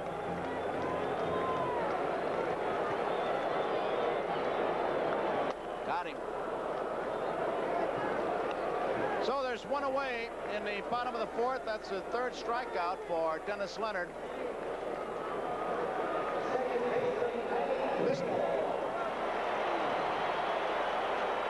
There's the pitch. Might have been a little bit outside. Slider, Tom, or a cut fastball? I think Maddox might have been full of it. Looked like a slider. Porter wanted the ball away, and Leonard put it right where he was calling for it. Looked like an outstanding pitch because Maddox in that situation is certainly just trying to make contact. Manny Trillo. Trillo bounced out his first time up. Inside, ball 1. You know, Tony, we were talking about it in between innings after the last inning. Leonard sailing along very smoothly, and Boa gets on, steals a base, and for a 20-game winner, an outstanding pitcher, 280 innings, looked like he just lost his composure all of a sudden. And then he hit Rose, and that was it. He went further in the hole. He is a very tough kid, and the word competitor is overused many times, but he is that. And it was unlike him to have that happen to him, and that is not taking anything away from the Phillies because McBride still had hit that son of a gun. 1 ball, 1 strike on Manny Trillo. 1 out. 5-4. Trouble. High chopper. Tough play. Base hit. So Trillo is on. It's a base hit, and it brings up Larry Boa. This has got to frustrate the daylights out of a pitcher, Tom. The artificial surface, you make the good pitch a sinker. Well, he made a good pitch, definitely a sinker, and Manny just drives the ball right down in the dirt in front of home plate. The dirt's very hard out there. It really helps Manny. It helps Bake McBride, the guys with a great speed. If they can drive the ball down into that dirt area in front of home plate, the ball is going to bounce so high just the way it did. It's like an automatic base hit.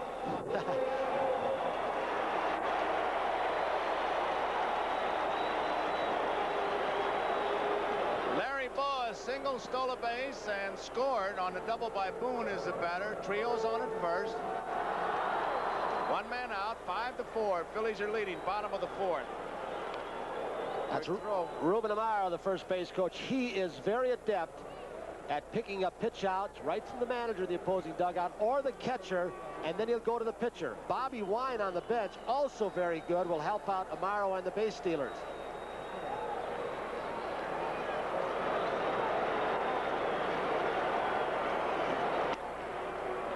Outside, ball 1.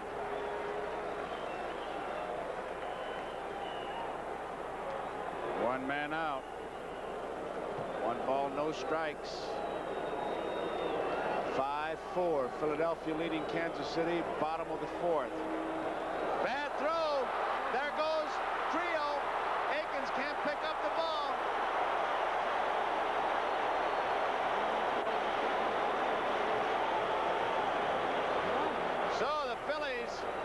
Watch his throw. It's a low throw.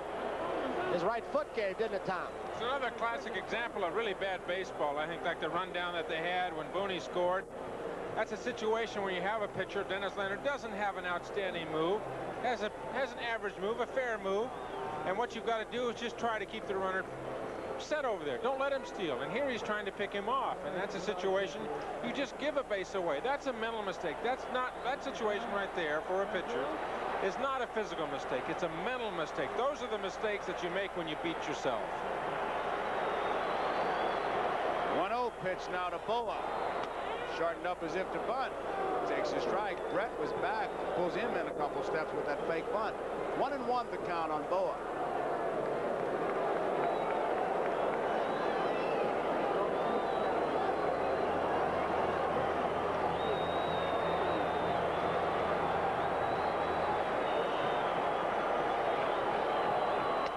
Outside, 2 balls and a strike.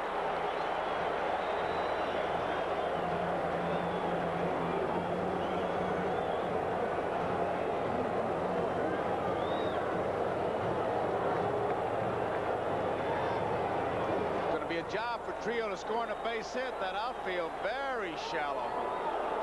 Wilson really guarding the line. There's a good shot of it. It's almost like a double infield. Willie Wilson's arm a little bit better than average. Amos Otis the best of the trio out there. He's in center field. Clint Hurdle, average plus I'd say.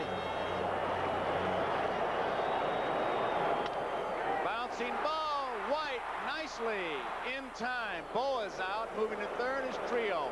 He made the play look easy. There is nobody better in the game of baseball today in the major leagues anyway, who has more range than the man at second base, Frank White. He might have saved 5 runs in a championship series against the Yankees when he made 3 outstanding plays. He was playing Boa up the middle. Boa pulled it. White still got over. There's Frank White, a little meeting on the mound. Let's pause briefly for station identification. This is the NBC television network. WMAQ-TV, Chicago.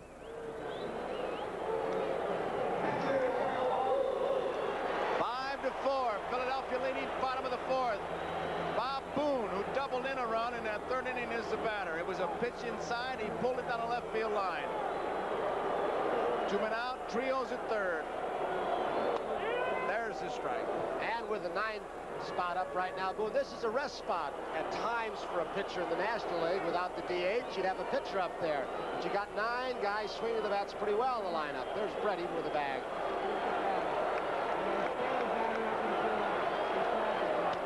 Outside, almost a wild pitch. 1 ball and 1 strike. Kansas City, a 2-run homer by Otis in his 2nd, jumped out 2 runs as we look at Dallas Green and Herm Starrett. Aikens hit a 2-run homer in the 3rd. A big 3rd inning by the Phillies. 5 runs, and that's how we stand. 5-4 outside. 2-1 the count.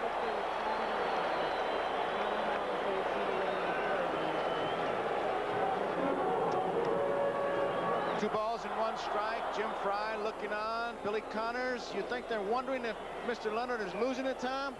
Well, it's a possibility, Joe. I know that Leonard last time got hurt with a pitch inside and went away with a fastball. The last 2 pitches have been sliders off the plate away, so he's been very careful. Keeping the ball away from Boone this time, that's for sure. Now he's getting behind him. He's been ahead of most of the hitters. Leonard has been ahead of most of the hitters most of the night. This is really only the 3rd time that he's been down to a 2-0 or a 3-1 count where the hitter is at a distinct advantage. That's the count. 3-1 with 2 outs. Trio at 3rd. Base hit down the right field line. Trio scores. Boone rounding 1st. He's heading for 2nd. He's got his 2nd double of the night. Phillies lead 6-4.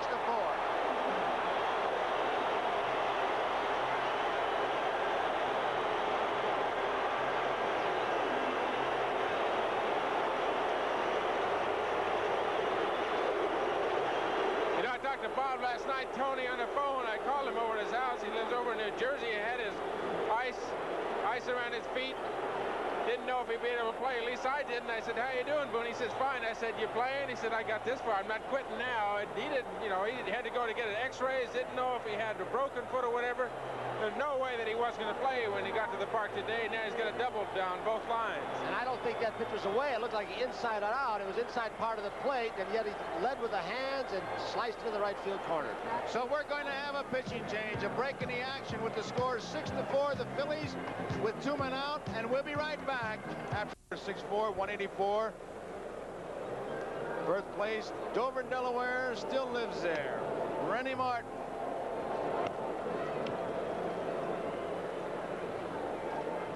Martin's 25 years old, Joe. Graduate of Richmond University with a major in finance. Very appropriate. Good fastball, righting kind of fastball, has an outstanding curveball. Curveball that'll break straight down. Really hasn't learned how to pitch yet. He's had such an outstanding curveball through his, let's say, his youth ball and minor league ball. The catchers just continually called for it. And he never really learned how to use that curveball. He's just beginning to learn how to use the curveball. Got to the big leagues and found out that you can't throw the curveball every time to each hitter. You learn how to hit those things up here. Pete Rosen at on-deck circle really studying Rennie Martin as Lonnie Smith steps in the batter's box. He is 1 for 2.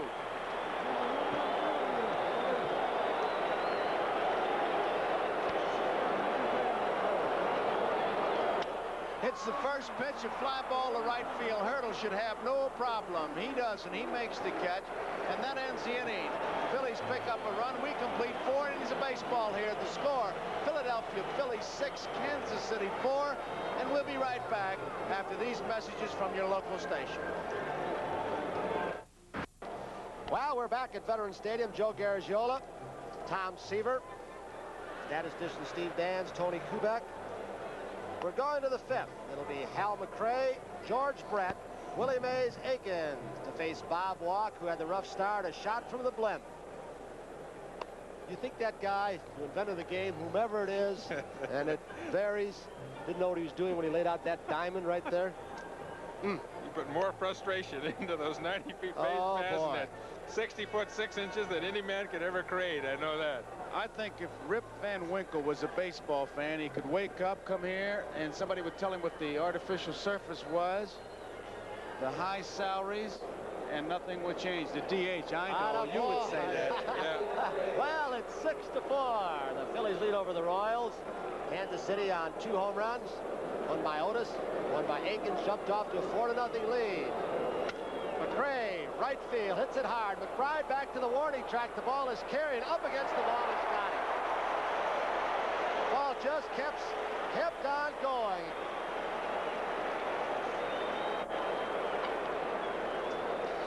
McBride found that wall and just leans back after he makes the catch. At warning track, a great thing, because your feet, you can feel it. Your feet tells your brain, hey, we're getting close to danger here. Let's get out of here. He had enough room, makes the catch. So now it's George Brett. First inning, he fouled to Schmidt at third, and then he was called out on strikes on a wicked breaking ball from Bob Walk. That was in the 3rd. Kansas City, 4 runs, 5 hits. They've committed 1 error. That by Leonard, a wild pickoff throw. Phillies 6 runs, 6 hits. Brett, fly ball, right center field. Maddox back to the wall again. Oh, no! Fine play by Gary Maddox. He just might be the best in the major leagues, and he might have proved it with that catch. Walker started Brett out 3 times on fastballs, and it looks like he got that one up from George just a little bit where George couldn't get it all. Maddox, of course, Tony, as you say, an outstanding, if not the most outstanding center field in baseball, makes a beautiful catch. Well, I think when you watch Maddox and see where he starts from, because he plays relatively shallow, and he was shading Brett about, well, he's about straight away on him, so he had a long way to go to right center field. But there are 2 outs on 2 balls hit fairly well. And now it'll be Willie Mays Aikens, a fly ball and a 2-run home run in the 3rd. They both hit 2 first pitches. It'll be interesting to see what Willie Mays Aikens does.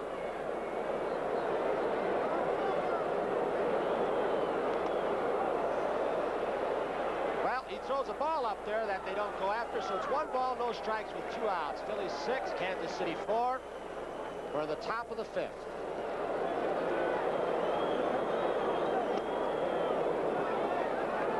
Two balls and no strikes to count. You know, World Series time, a great voice, Mal Allen. We got some flashbacks. Mal Allen was going to stir some memories. We've got some beautiful flashbacks that, well, I know you're going to enjoy, because I don't care what ball is hit or what play, it always reminds you of another play.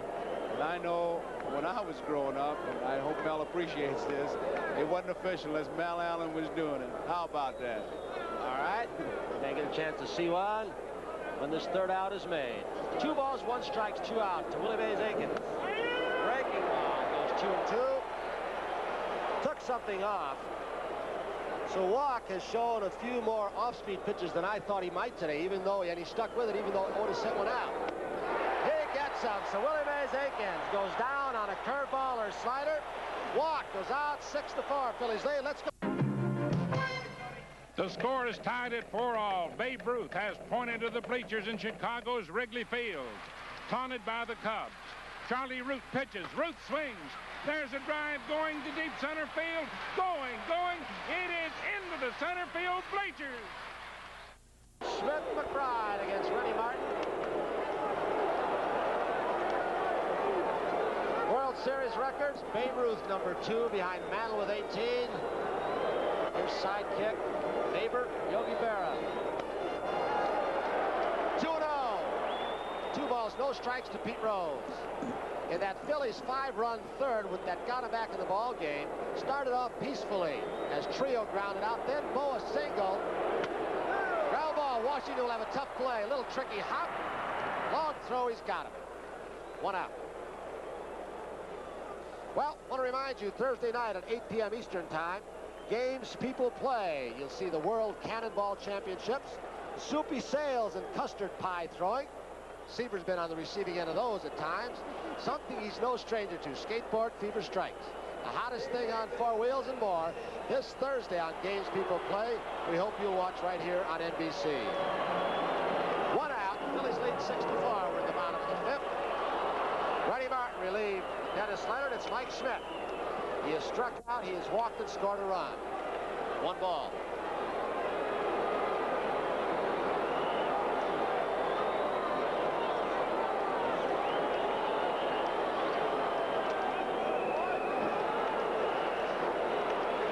No strike. One thing Schmidt has done, one of his first years in the big leagues, he struck out 180 times. This year he went just over 100 slightly.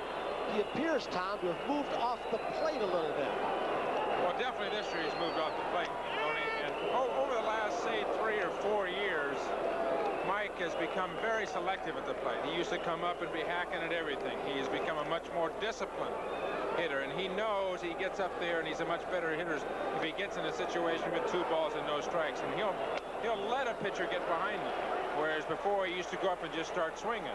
But he knows that if he gets that pitcher in the hole and he's so strong and he can be more selective, he's a much more effective hitter. Become a very intelligent hitter in the last 3 or 4 years in the big leagues. Outstanding power. Sitting here right now in a 3-1 situation. He's got a pitcher right where he wants him. He walks him on a 3-1 pitch, so Schmidt's on with 1 out, and the Phillies leading by 2 over the Kansas City Royals in game #1 of the 1980 World Series. Now it's Bake McBride, and listen to the hand. He hit a 3-run home run in the 3rd.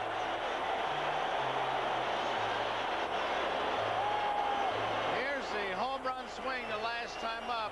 Leonard looks like he gets the ball out over the plate, and he really goes out after it. You know, the scouting report on McBride is to see that pitch, I guess, is that he's a high ball hitter. That ball was down in the strike zone. Looked like it was down, Tony, right in the middle of the plate. Looked like a good pitch to hit for him. No, he didn't really get it out, didn't get it in either. Look, it was right out there, a good pitch to hack at. 1 ball, says Harry Wendelstadt, the home plate umpire, to Bake McBride with Schmidt at first base. Till 6, Kansas City 4. The Royals had a 4-run lead, a couple of 2-run home runs by Willie Mays Aikens and Amos Otis. But this man at the plate, Bake McBride, hit a 3-run shot. Amaro, the first base coach for the Phillies, as Aikens holds Schmidt out. 1-0 with 1 out.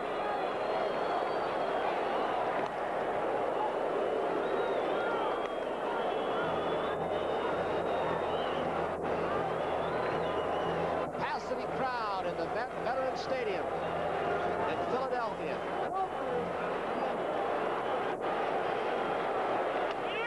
1 ball, 1 strike to McBride. Schmidt does not attempt steals often, just 17 times this year, but he's been successful 12 times, being held by Aikens. And he'll go if he gets that walking lead, Tony. If you let him walk off there where he can get a good start and get going, he'll steal a base. Runs very well for a big man. 1 ball, 1 strike to McBride. Now it's 2-1, and there's a big hole right now with McBride ahead in the count between Frank White, the second baseman, and Willie Mays Aikens, the first baseman. They play McBride about straight away in the outfield, about the same in the infield, but he can slither that ball through the right side with his pitch. He hits it the opposite way. Base hit for McGraw. Schmidt will hold at second as Wilson relays the throw home. So Rennie Martin got behind 2-1. McBride slashed it to left field. 2 on, 1 out, and it's the ball.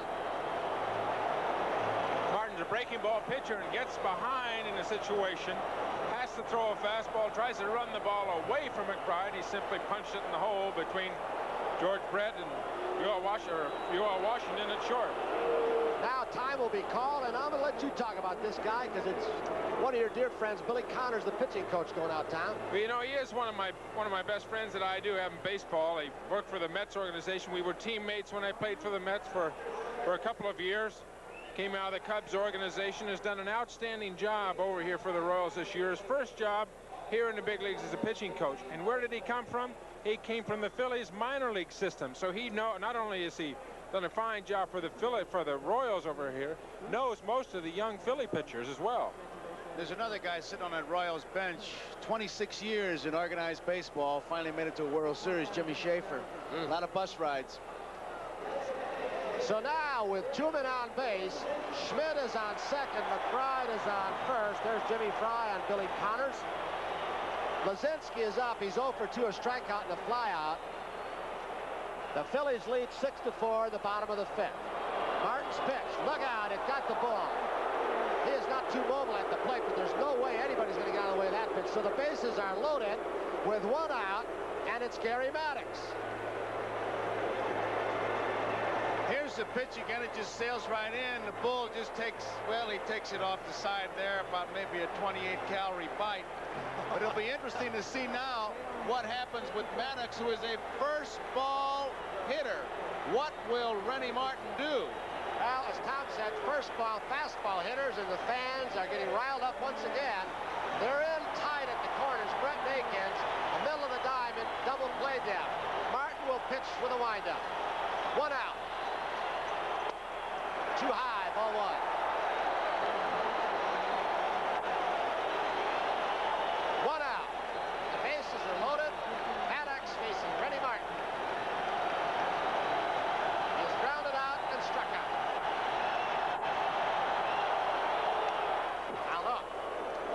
Strike. George Brett at third. That was Schmidt, the runner. McBride at second. Lazinski at first for the Phillies. They came back after being down by 4 runs. Boa with a single. Stoll 4 runs behind. Rose hit by a pitch, and the fans got riled up just like this.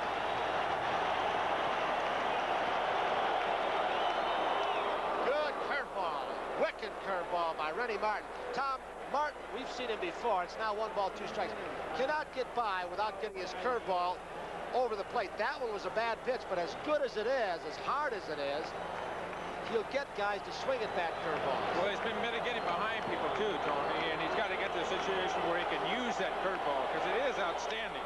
Hit deep to left field, but it is hooking foul. 1 ball, 2 strikes, 1 out. That's a curveball as a catcher. I'd go out there and say that was a hanger. It just hung, and he waited for it, and he was going to tee off on it. I think Rennie Martin already knows that it was a hanger. Look at that stat right there. Hit 750, driving in mid from third with less than 2 out. That is outstanding for Maddox. 1 ball, 2 strikes, 1 out. The bases loaded. 2-2. You're pitching right now, Tom. Your curveball's not snapping off. What do you do with the bases loaded? Well, you got to try get a ground ball here. You're trying to save the run from third. Very difficult guy really to strike out. Personally, I throw a slider away, but Martin doesn't throw the slider. Fastball up and in. It was a fastball. He goes to 3-2 as Porter asks for the appeal down to the American League umpire at first base, Bill Kunkel. He says, uh-oh, the count 3-2, and the crowd's on its feet. 1 out. Fly ball in field. Set score run. Schmidt is tagging up. Wilson with the throw home. He goes to third. So now the Phillies have the lead 7-4.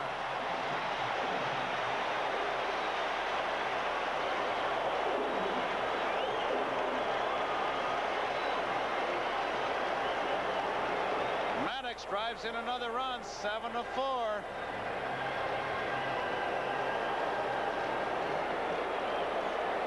Maddox gets the sacrifice fly.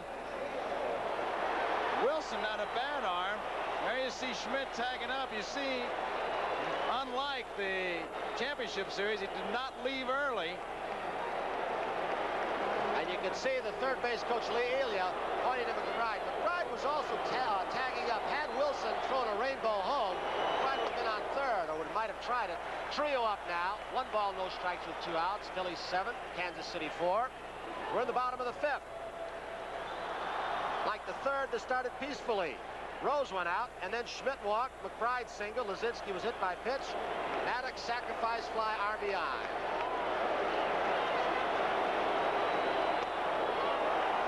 Two and 0 to Trio.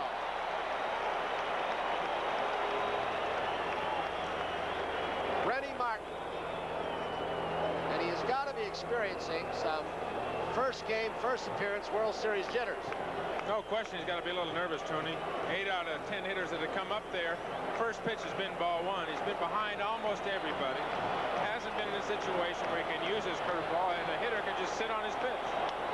And he did. He went after a fastball, but popped it up to the right side. A 2-0 pitch, Willie Mays Aikens. So Rennie Martin retires the Phillies, but not after they'd scored 1 more run. So after 5 here at Vet Stadium in game number 1 of the 1980 World Series, Amos Otis, to be followed by Clint Hurdle. And coming in, the suggestion was the Phillies, as a result of an exhausting series with Houston, would be lethargic and fatigued. Instead, it's the Royals who appear to be playing tentative baseball, and the Phillies were making things happen, leading 7-4. As we start the 6th, Bob Walk looks stronger than ever. He's retired 6 in a row since his teammates gave him a lead to protect. Tony? All right, thank you, Brian. Porter, Otis, Hurdle, 7-4. The Phillies over Kansas City.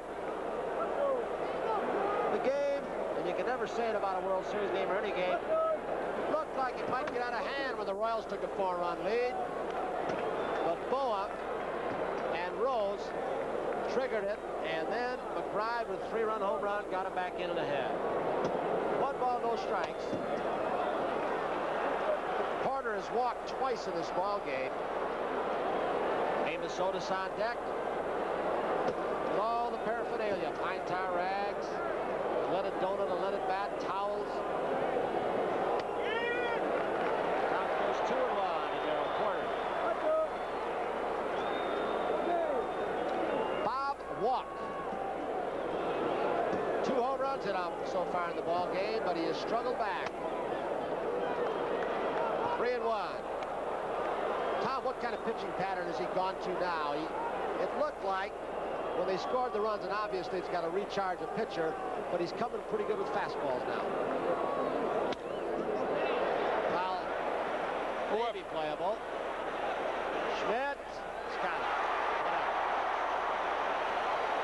Well, Tony, what Brian said when we came into the inning, retired 6 in a row, and really seems to be getting his feet on the ground. Obviously, the runs that the Phillies attacked on the board for him have helped, but he's coming at the Royals with fastballs. Good hard stuff. He's got to throw hard stuff. Here you see Mike Schmidt flagging down Darryl Porter's pop fly. It looked like it was going to go in the stands and came back to him, got it right along the railing. Schmidt, of course, an outstanding defensive player in perfect position. But it looks like Walk's getting his feet on the ground, and the thing that he wants to do now is to make the Royals hit the ball. Make them, if they're going to do something, make them do it. Don't give them a free pass. Don't give them a walk. Control really is the key that he has to have now. Amos Otis with a home run and a single. 7-4. The Phillies lead over Kansas City. Well, every inning that Walk gives them from here on in is a plus for the Phillies and Dallas Green, and especially that beleaguered pitching staff. They were tired out. You didn't like that word, beleaguered, Joe? No, I liked it. Tug McGraw has to be looking to get a complete game to get some rest. 1 ball, 1 strike to A.O. Amos Otis. There's 1 out. We're in the top of the 6th. Bob Walk, one of only 3 rookies, in case you tuned in late, ever to start a World Series game. Over Cleveland Alexander and Joe Black for the Dodgers in 1952. Fouled out of play by Otis. 1 ball, 2 strikes. Sotos on a home run in that second inning. Really didn't look like he drove the ball, but once he touched it off, it just seemed to carry. Reached out and almost one-handed it, and Lonnie Smith could do nothing in left field but just watch it go over. That one-handed follow-through is a trademark of hitters who have been coached by Charlie Lau. He feels you get more extension with it. His prize pupil, of course, George Brett. Outside, 2-2. In fact, Charlie Lau, now the hitting instructor, I often wondered, in fact, the first thing I thought of when I saw that game in Yankee Stadium, when Brett hit the home run off Gossage, Charlie Lau sitting in the Yankee dugout, what went through his mind? I'll tell you what went through his mind. He wasn't going to play in the World Series. That's what went through his mind. 2-2. Popped up right side. Trio back. McBride calls him off. There are 2 outs. Well, right now, I'll remind you of this. This telecast is presented by authority of Major League Baseball and is intended solely for the private, non-commercial use of our audience. Any publication, reproduction, retransmission, or other use of the pictures, descriptions, and accounts of this game without the express written consent of Major League Baseball is prohibited. I almost got through that without making a mistake until I hit express. Did you notice that, Tom? 2 outs. Clint Hurdle, 1 strike with 2 outs. Phil 7, Kansas City 4. We're in the 6th. Hurdle is flied out and single to left. Walk has now retired 8 in a row. We've already told you many times about the rough start he had. 1-1. So many of the Kansas City players and also the American League players were overshadowed by Brett's outstanding year and Jackson's and several others. But here's another guy who very quietly hit 290 plus after they thought after a relatively bad year his first year when he was so highly touted, he thought he might forever struggle in the minor leagues. 2-1. Did he go? He must have gotten a piece of it because he fouled it off. Harry Wendelstedt wasn't sure. He went down to the third base umpire. See if we can see it when it sounded like he ticked it. No, it hit the shin guard. That's what I heard. Yeah. I was going by sound. Went down to the third base umpire, American Leaguer Don Denkinger. He said, yeah, he didn't check in time. Could be trouble. Bo is right on a 2-2 count. Almost a bad throw by Bo, who's had some arm problems, but Rose scoops it out. So 3 up, 3 down. You know, when we travel around during the summer, we get asked a lot of questions. Tony Kubek is always asked about a particular play. Last to the 8th. Bobby Shantz pitches to Bill Burton. A ground ball hit to short. It hits Tony Kubek in the throat. Here's another look at it in slow motion. This play opened the floodgates for the Pirates to go on to win the World Championship. Don't they ever ask you about the 2 home runs you hit in Milwaukee? Every time I go to Pittsburgh and many other places, that's what people remember. Larry Boa facing Reddy Martin, the second pitcher. Dennis Leonard had a comfortable 4-0 lead, 2 home runs, and then he lost it. McBride, a 3-run homer, but Boa is the guy who let it off. 1 ball, making 2 strikes now on Larry Boa, but it was Boa in that 3rd inning who singled to center, stole second, surprising everybody, I think. Shook up Leonard and went on to score 5. Popped up behind home plate. Porter with the mask off. Wendelstedt right there. 1 out. 7-4. Phils over the Royals. We're in the bottom of the 6th. Game 1 of the 1980 World Series. And while we got a chance here as Boone comes in, he's got 2 doubles. It is really a status symbol, Tom, when you have an assistant in the booth, and I think we ought to give a little credit to Paul Moscow, one of the pitchers. That's Steve Dance to the far left. That guy you know. Tom Seaver. Here he is, there. Put your head out there, Moscow. What Paul is doing, he is in communication with a man with a radar gun and some observations down behind home plate. They are relayed to Moscow, who's charting pitches, and as the series progresses, as Boone goes 1 ball, no strike, we'll be able to tell you a little bit about pitching patterns, whether or not they change, where a guy might hit the ball. With a name like his, though, you better say Paul Moscow if you're going to relay anything. You keep saying relaying it to Moscow, we're going to have a hotline number called or something. Paul Moscow. We missed that this summer, didn't we? 7-4, 1 ball, 1 strike, 1 out. Bob Boone now goes 2 balls and a strike. doubled, and an RBI double in that big 5-run third. Scored. He doubled also in the fourth.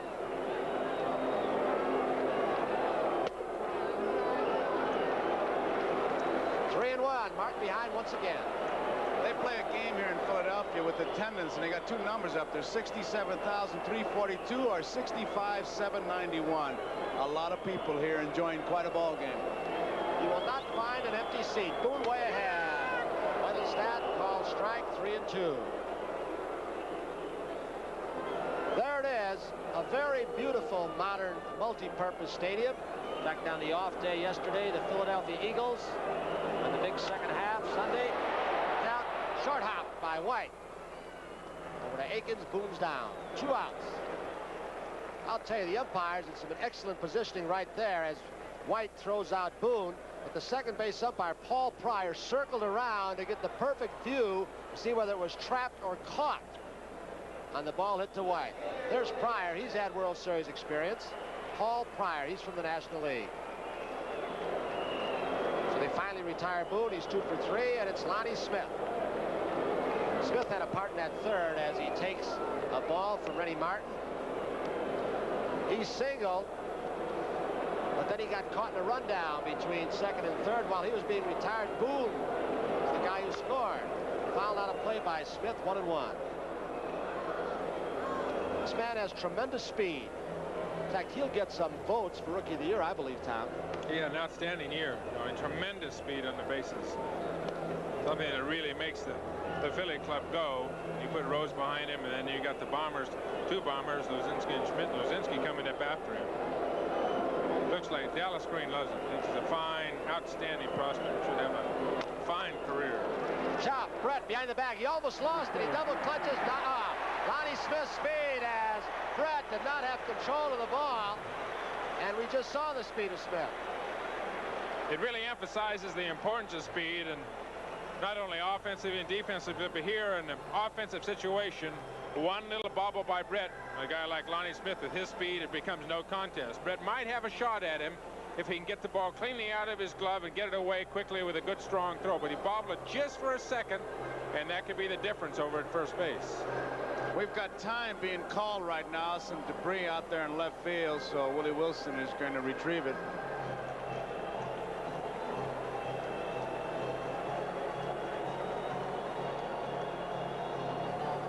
Here is that inning after Boa had single stone. Yankees were in the playoffs. The double play throw from Bill Russell going to first base. Reggie turning right into the ball. Looked like he turned into the ball. No way. I think that Pete tried to get out of the way of that pitch. And they are very conscious of the man at first base, Lonnie Smith. And with Rose, a left-hander, protecting him, he's going to be going sooner or later. Phillies 7, Kansas City 4. Snap throw. Here's Romaro after a couple of, he's the coach, after a couple of throws over home. He calls timeout often. Talks to Lonnie Smith if he picks up a move or a pitch out.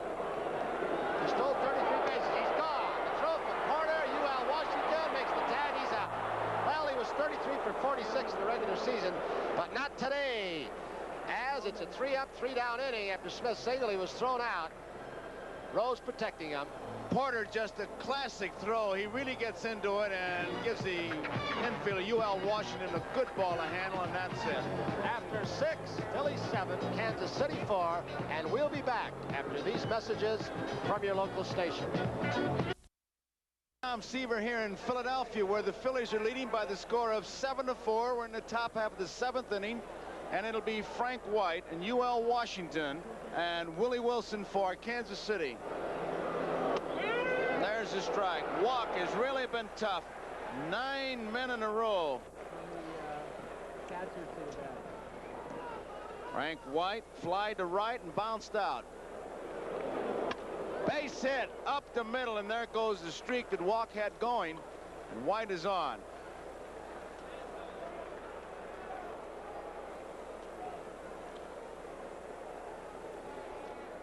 Here it is. It didn't take Frank White long to jump over Walk and break the 9 consecutive retired streak. I'll tell you, that follow-through was not a good one, but it might have saved him from taking one off the kneecap or shin, because that ball was really drilled. So White is on, and here is UL Washington. 65,791 here in the ballpark. the attendance, the largest World Series crowd since the 4th game in the 1964 World Series. It's low ball 1. Has to be the largest crowd ever in Pennsylvania for a baseball game. 1 ball, no strikes. There's a shot of it. And tomorrow night, Carlton against Gura. Bullpen for the Phillies gets busy. Foul out of play. 1 ball, 1 strike. Here's Saucier, left-hander. Kevin Saucier. That's Tug McGraw sitting right behind him. He'd like the day off, I got to believe, Tom. No question he'd like the day off. Worked very hard in that championship series. Very hard down the last month of the season or so. Really is the fella that came on in the last half of the season, saved it for the Philadelphia Phillies. Hadn't been for Tug, you can say it for a lot of people in that ball club, but at the end of the season, had not been for Tug, they wouldn't be here. Line drive, left field. Lonnie Smith played him perfectly. UL Washington is out number 1 in the 7th inning. The ball was hit hard, but defensed well. That's what the charts are all about. They got him positioned perfectly, hit well, as you said, Joe, but on the first step, once again, Lonnie Smith fell and almost went to the turf. Willie Wilson, the batter, he's 0 for 3. But he struck out in the 1st inning. He bounced out 2nd, the 1st, and the 3rd. He was out 3rd, the 1st, and the 4th. Really taking a good look at his third base coach, McKenzie. It's a 7-4 score. Philadelphia's out in front. It's a strike. He'd be bunting for the base hit. No sacrifice here. He is not yet a proficient bunter. If he ever gets that down, can you imagine what he'll do with about 230 base hits this year? People down there talking, Tony said if he could learn to bunt. Very difficult to bunt, I grant you, on AstroTurf. But if he could learn to bunt, they say he'd hit at least 350. This is strike. Every time I hear that, it just reminds me like if a guy would say if Sinatra could only learn how to sing opera. And here's a guy with the years that he's had if he learned how to bunt. Been switch hitting just 3 years. There's White being held by Rose. And it was Chuck Hiller, who was a coach for Herzog in Kansas City, who really worked with Willie Wilson. Outside. 1 ball, 2 strikes. He just convinced him that all you have to do is hit the ball down, hope it bounces twice, you got yourself a base hit. He's a cut and slash guy. He only walked 28 times this season, so it's hard to give him a base on balls. Here's the 1-2 pitch. There goes the runner. It's low and inside. Booney can't make the play, and White is on at second base. Stolen base. 7-4 is the score. Phillies are out in front. We're in the 7th. 1 man out. 2-2 the count on Willie Wilson. And now they switch sides. There you see it.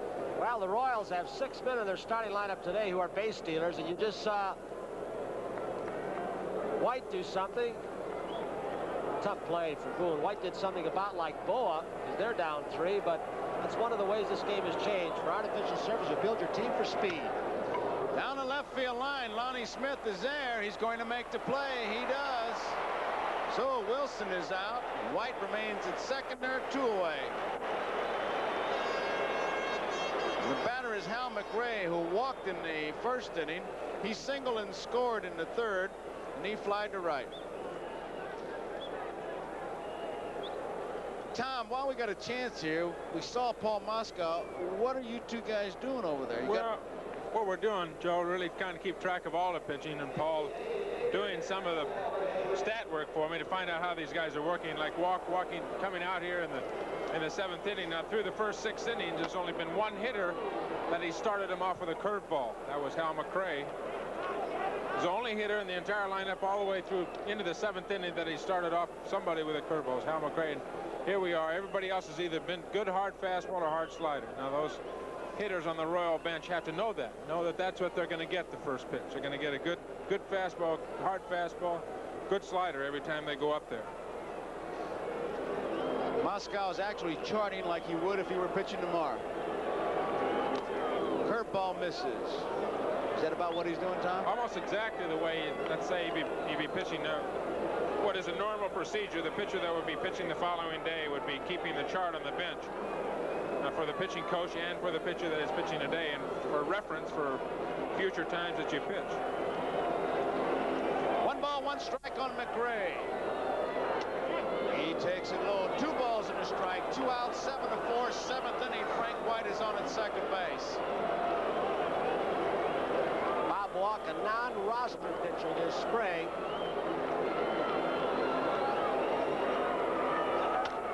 High hopper, Mike Schmidt is going to go to first base. There's a throw. That ends the inning. End of 7. Philadelphia 7, Kansas City 4.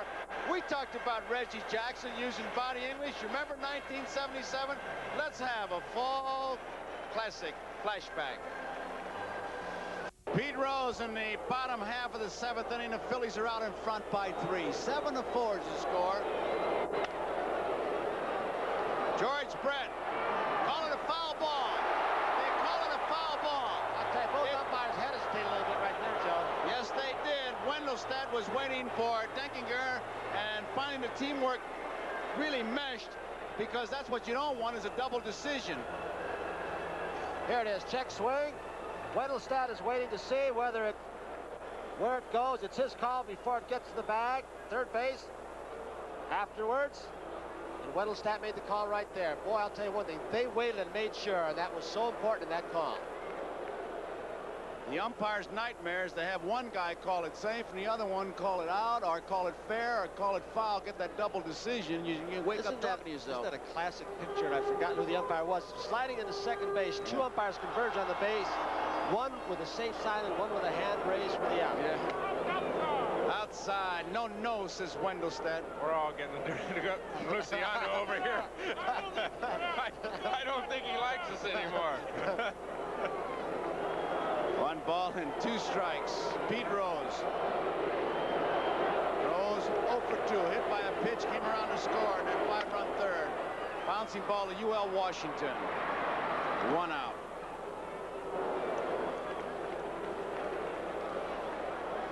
One away, and it brings up Mike Schmidt. Schmidt struck out in the first. He walked and scored. He scored when McBride hit that home run, a 3-run homer. And Schmidt walked and scored in the 5th. Sacrifice fly by Maddox. Tom, you've talked a little bit about a Kansas City Royals staff with pitch a Schmidt. How do you pitch a Schmidt? Well, again, Tony, it depends on how you're throwing. I know he's become much more selective over the years. If you're throwing well, personally, if I'm throwing well, I'll try and throw him hard stuff in. Any big home run hitter, you don't want him to let him extend his arms. Now, I haven't faced him since he's moved off the plate as far as he is. This is going to be new for me when I pitch against him next year. Because when I faced him, he was up closer to the plate the way he has been throughout his career. Striding into the ball more now. Going into the ball more. I would throw him, what I try to do is try and throw him hard stuff in. You know he's going to kill your mistake. He's an outstanding mistake hitter. If you hang a pitch, get a pitch where he can drive it, he is not going to miss it. He's that kind of an outstanding pitch. And you can see how selective he's been. He's already got 2 walks today. But I personally try and throw hard stuff in, run it in toward the small part of that bat, run sliders away, keep the ball down. Don't give him the pitch out over the plate to drive. 2 balls and 1 strike. And there's a foul ball. That's out of play. 2 balls and 2 strikes, 1 man out. When a hitter moves off the plate, and again I refer to Charlie Lau, it gives you a split second longer as you watch the replay as Schmidt fouls it off. He's going the opposite way a little bit more, but it gives you that split second longer to wait on the ball. Well, that was a great replay too, Tony. You can see the extension of his arms, and Mike is a huge man. I mean, he can hit the ball out very easily to right center, right field. Curveball bounces low, 3-2 the count, 1 out, nobody on. 7-4, Philadelphia leading. We're in the bottom half of the 7th inning. It's quite a stat that we just saw. He broke Eddie Matthews' record for third base. Eddie had 47. 3-2 pitch. That's fouled out of play. Tomorrow night, Steve Carlton against Larry Gura. And this game that Bob Walk has given Dallas Green, I'll tell you, it's almost like just a big shot in the arm. Is everybody talking about the pitching staff and how they had to battle the Pittsburgh Pirates and the Montreal Expos to win it, and how they battled Houston. Now here, trying to give Carlton an extra day's rest, and they're 3 runs ahead in the 7th. Brett to his left, can't get it. Washington deep in a hole, no way. And Mike Schmidt, for some reason, stopped. And then he went through. He almost got thrown out on that. He thought that ball was in left field. He thought Ruben Amaro was giving him the take her easy stone. You can see him right now, or he may have thought he said round the bag, it's through, but that'll give you the idea of the aggressiveness of the Kansas City infielders. Here's our left center field camera. Right there, Schmidt thought, or just after he goes out of the pitch, he thought Amaro's saying rounded, it's in left field. UL Washington showed his speed and quickness by stopping it from going to left. Ball just got by George Brett. Strong arm. Washington, of course, not seeing him play very often. Outstanding strong arm. Mike looked like he got with his hand in a cookie jar when he got about 10 feet from first base, didn't he? Your guy in Cincinnati, though, Concepcion, has that play where he bounces it on the artificial surface and it picks up speed, which is a good play. I'm not sure it's the quickest way to get his throw over there. I tell you, the games we saw him, it worked. Strike 1. I'm not going to argue with you. Today's Columbus Day. No, that was. I don't argue on my holidays. 2 days ago. One reason might be that David Concepcion's out in Los Angeles with about a 10-inch scar on his elbow. He just had some bone chip taken out of that elbow. That might be one reason he's been doing that, too. Pitch out, nothing going on. You know, mentioning Houston, and maybe we waited a bit too long, but certainly congratulations to Bill Burton and that Houston ball club. What a tremendous, tremendous season they had. And doggone it, I heard Gossage, whether he was misquoted or not, say the whole season was wasted. Baloney. The year he had, you don't waste a season like that, not with one pitch. The Houston Astros battling all the way. Tragedy. Lost J.R. Richards, Cedeno, and kept battling. The Yankees, what a year they had. Just a tremendous year for baseball. These Kansas City Royals, they just kind of laid in the bushes, and when it came time to play, they played. They were 20 games in front in August. Swept the Yankees 3, but it's a good season. Our congratulations to Houston, New York, certainly here. Line drive, base hit. Mike Schmidt stops at second. Whoops, get back there. That's a play that a lot of right fielders and shortstops are pulling now, where the shortstop will fade back in the cutoff position between third and second, and the right field will throw for the second base bag. Washington come up, breaking ball up in the strike zone. Tom a little bit out over the plate. Boy, when he hits the ball with that chopping downswing, it just takes off. He fools a lot of outfielders with balls he hits. Greg Luzinski, the batter. That's the third base hit for Tug McGraw, who's had a big night. A 3-run homer, the single in the 5th, the single in the 7th. He's 3 for 4. Luzinski's 0 for 2, last time hit by a pitch. The score 7-4. Philadelphia's out in front. We're in the bottom of the 7th. High ball 1. It's 1 man out. Mike Schmidt at second. Tug McGraw is on at first. Luzinski, the designated hitter.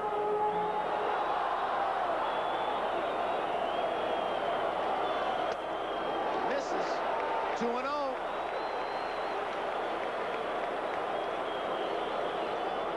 Luzinski's first shot at the DH. You wonder what he's doing underneath or in the dugout. Heard him say to Billy DeMars, he said, I may go to the batting cage between at bats and hit a few balls in the batting cage.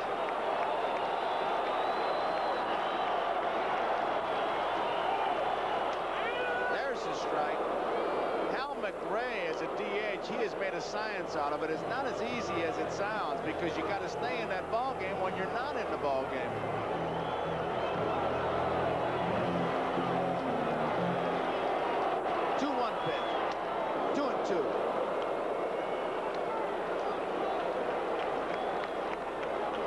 Kansas City bullpen action. Luzinski with the count of 2 balls and 2 strikes, 1 out. Phillies leading 7-4, bottom of the 7th.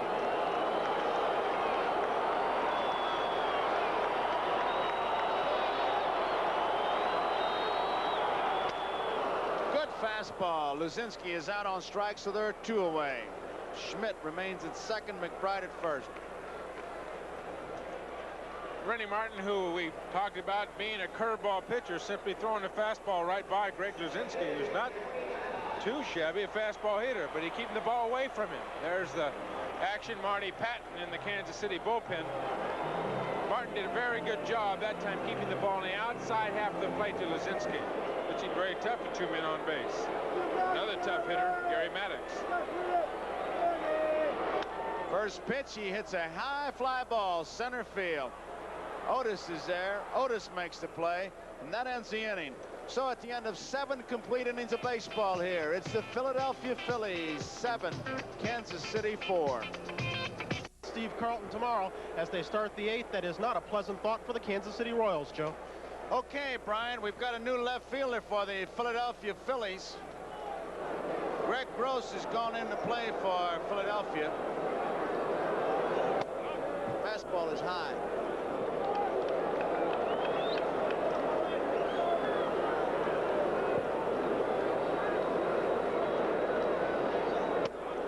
And it's high. 2 balls, no strikes.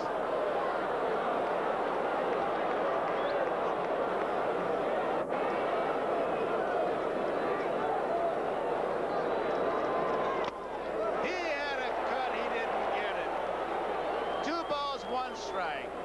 7-4. Philadelphia leading 8th inning. George Brett 0 for 3.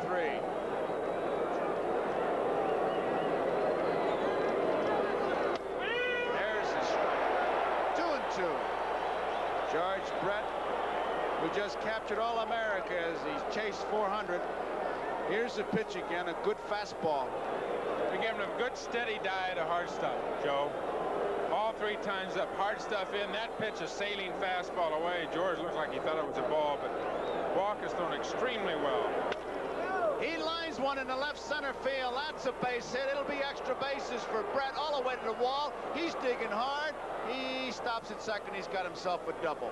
They went to an off-speed pitch, Tom, didn't they? You know, Tony, you're just talking about exactly what we were talking about. He's been very successful with Brett all night. Popped him out to third base, struck him out. There's Tug McGraw in the Philly bullpen, and I know that Dallas Green doesn't want to see that unless it saves a ball game for him.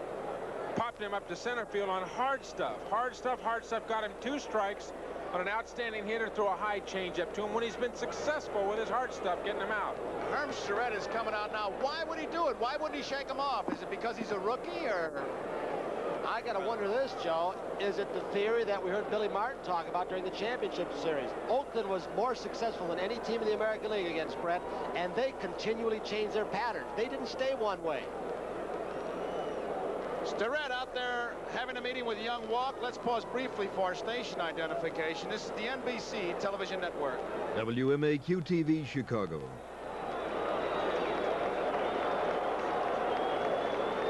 So George Brett is on at second base. It's a 7-4 ball game. Philadelphia's out in front. Willie Mays Aikens is the batter. Tug McGraw continues to throw.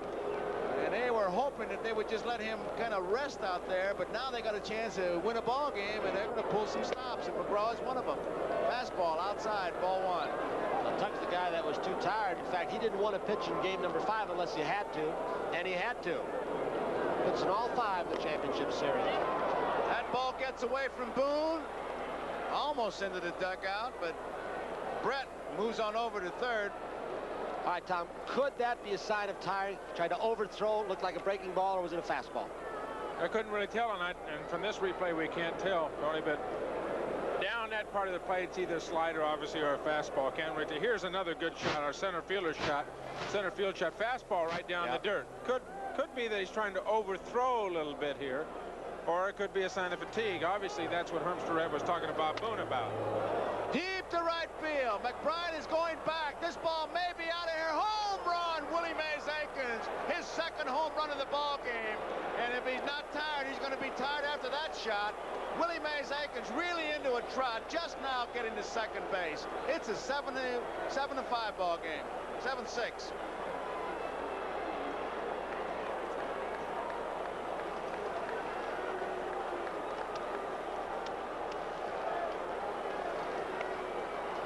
Willie Mays Aikens, and he crowd. Here's the swing. We talked about it earlier in the broadcast, about it hitting behind George Brett, still getting 98 RBIs. Another fastball. Home run earlier that he hit was a fastball. That was a fastball. Inside half the plate, spun on it very well and hit it extremely well. There's Dallas Green going back to the mound. And Bob Walk, I think, has had enough. Good shot of Willie Mays Aikens in the Royals dugout. I'll tell you, he's going for records as far as watching the home runs. We've seen Reggie Jackson do it in the fall so very often when he knows it's gone, and Aikens is coming close to Reg. And we're going to have a break in the action. A nice hand for Bob Walk. The score here is 7-6. Philadelphia out in front, nobody out. We'll be right back after these messages. Look at yourself, sitting there watching other people play games while your once hard body grows softer and another weekend goes down the tube. We say, come on, stop spectating and get in the game. We're AMF. We make what it takes to renovate the body and raise the spirit. We make quality products, Voight balls, Ben Hogan golf equipment, Harley-Davidson motorcycles. AMF, we make weekends. You take 1,000 hearts up here with you. Make them skip a beat. Then take them back down to Miller time. Time for the best tasting beer you can find. America's quality beer. When it's time to relax, Miller High Life. one beer stands clear. If you've got time, we've got the beer.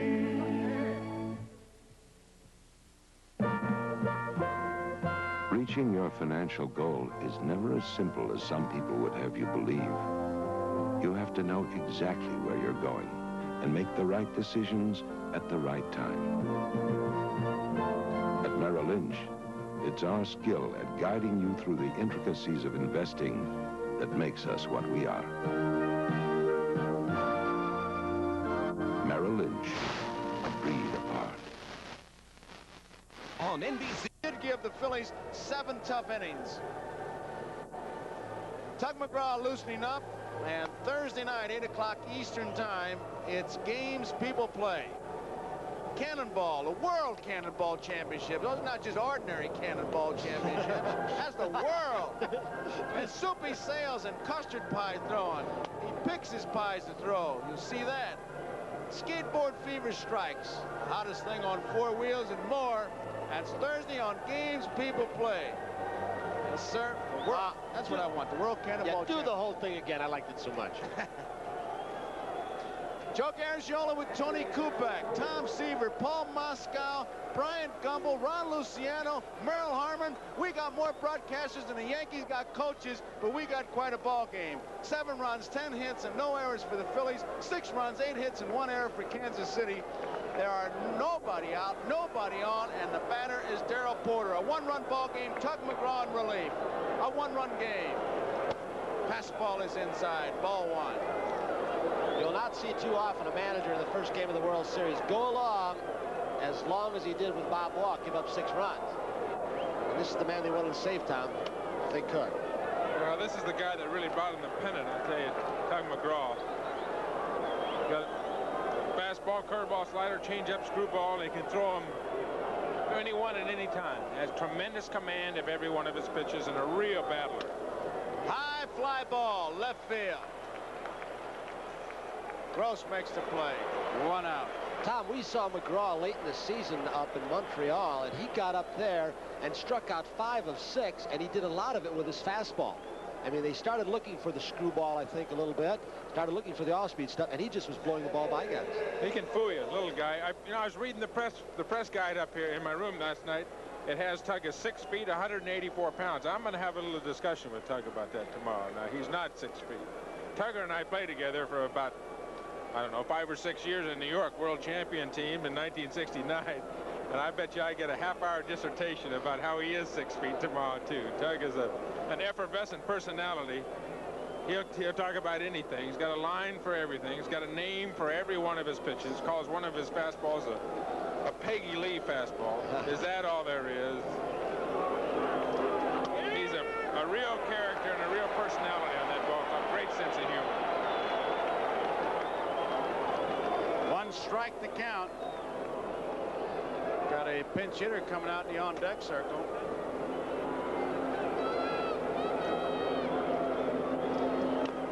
Otis doesn't get it, and it's strike 2.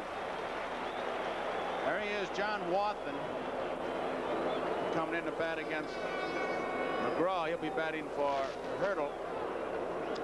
I've heard hitters talk about batting against McGraw a little bit this season.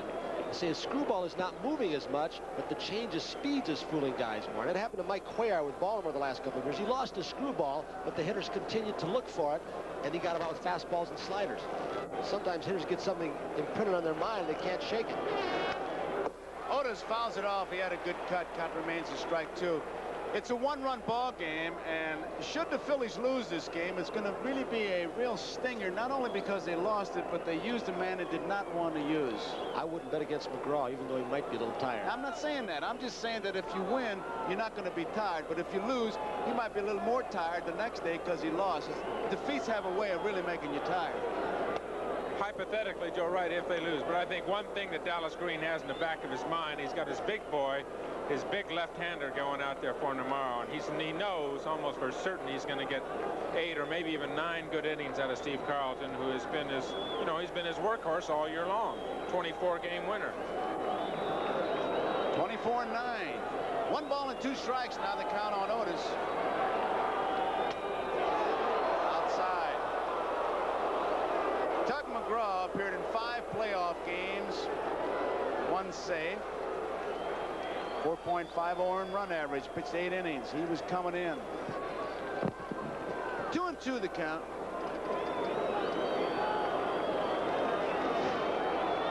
Otis. Low. 3-2. 7-6 is the score. Philadelphia's out in front. We're in the 8th. 1 man out. 2 runs are in. A home run by Willie Mays Aikens. His second of the night. He has driven in 4 runs. He's had a big night. Otis had a 2-run homer. Kansas City, all their runs scoring on home runs. This is a hitter situation, obviously, Joe, a 3-2 count. But as you can see, Bob Boo behind the plate called for a fastball. Tug shook it off, and now he wants to throw the screwball. Even 3-2. And he's lined to left field. That's a base hit. The tying run is on. Otis has 3 base hits. 2-run homer in the second, a single in the third, and now a single here in the 8th. I was surprised to hear you say that. Here we look at it from our left center field camera, the base hit. Do you consider a 3-2 situation a hitter situation, or do you have the edge? For most pitchers, it's a hitter situation. Not for you, though, huh? Not for you, though, Ken. You talking about me first? Yeah, so I'm talking about for most. I'm not talking about for Tug, because in the 3-2 situation, that was a situation where Amos Otis couldn't sit on 1 pitch because Tug's got 4 pitches he can throw. No question about it. But for the majority of pitchers, you get to the 3-2 situation, you got a pretty good chance of knowing what the pitch is coming. Otis can run. Tying run. Bouncing ball. Boa has it. 1 out. Double play. Manny Trio, strong arm, made that play. What a pivot, Tony. He is so quick and so strong. He generates more arm speed very quickly. A breaking ball down that Watson pounds in the turf. Boa barehands it, shows the ball, and look at that flip from down under Lowbridge, the runner, and he had a lot in the throw. We saw that in the championship series game on a relay. So we go into the bottom half of the 8th inning. Look at this flip. A lot on it. The score, Philadelphia 7, Kansas City 6. 1,791, Manny Trio doesn't get a strike 1. Joe, as we watch this series progress, I think it's important for our fans to realize the trio up. I think it's important that the 4 guys in the middle of the diamond on both teams, Washington, White, Trio, finish after this. High fly ball. Wathan, who stays in the ball game, hauls it in. There's 1 away. Trio, and I'll add Boa of the Phillies, are not just out there because they're good defensive players. They can give you the speed on the base pass to steal a base, some extra base punch, as White showed with a home run in the championship series against the Yankees. So they're run producers to a degree, too. Not just defensive men. Boa got it going. He and Pete Rose, the catalyst in that big 5-run inning. Boa with a base hit, stole a base. He takes it high, ball 1. Kansas City jumped out to a 2-run lead in the second. A 2-run homer by Otis. A 2-run homer by Akins. It was 4-0. Boa pulls it foul down the first base line. Now, when Boa stole that base is the thing to me that really stands out, Joe. Down by 4 to Leonard, and he shook him up. Stole the base, and then Pete Rose was hit by a pitch. Smith had a base hit. It was a walk and a home run by McBride, a 3-run homer. He scored 5, 1 in the 4th and 1 in the 5th. Frank White has it. Easy out, 2 away.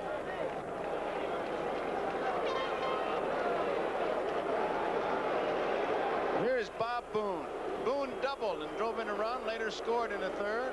He doubled to drive in another run in the 4th, and he bounced out. 2nd, the 1st, and the 6th. Bob Boone, 2 for 3. I'll tell you, he's played hurt a lot. He's not complained. He's just gone out there, as they say, and loaded the wagon. Curveball is high, ball 1. I think aside from the injuries that he had, the severe strain on guys like Boone and Tom and everybody else who were player representative during the work problems baseball this year, it had to be a tremendous strain on his mind, Tom, trying to play through that. Well, he's very active. All the meetings. Very active in that, Tony, yes. League representative, isn't he? And really digs into it, yes. He's represents the National League extremely well. Like he and very Sal well versed on it, no question about it, and does a tremendous job for all the players in that situation. See, he and Sal Banda will represent the players, and Frank Cashin and Harry Dalton ownership, along with Marvin Miller, Ray Greavy. When they start talking once again, they've had a couple of meetings on free agency and what's going to happen. 2 balls and 1 strike, 2 outs. Bob Boone, 7-6, Philadelphia in front. There's the strike on the outside corner. 2 balls, 2 strikes.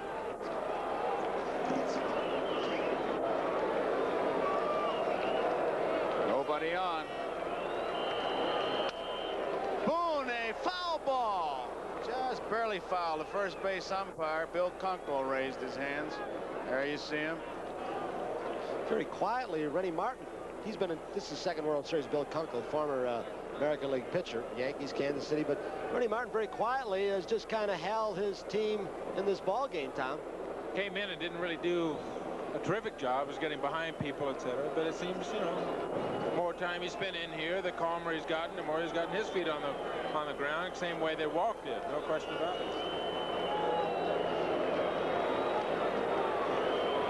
2 balls and 2 strikes with 2 outs. Hot smash in the right field. And Bob Boone is on. That's his 3rd base hit of the night. He was really limping down to first base on that ankle we've talked about, and now 2 outs he's on. And look at Boone. He's at 2 balls down in that area. Jimmy Fry is coming out as we're showing this replay to you. There's the new right fielder. We told you that earlier. Watson pitch it, stayed in the game. He's going to make a pitching change. Marty Patton has been throwing for Kansas City.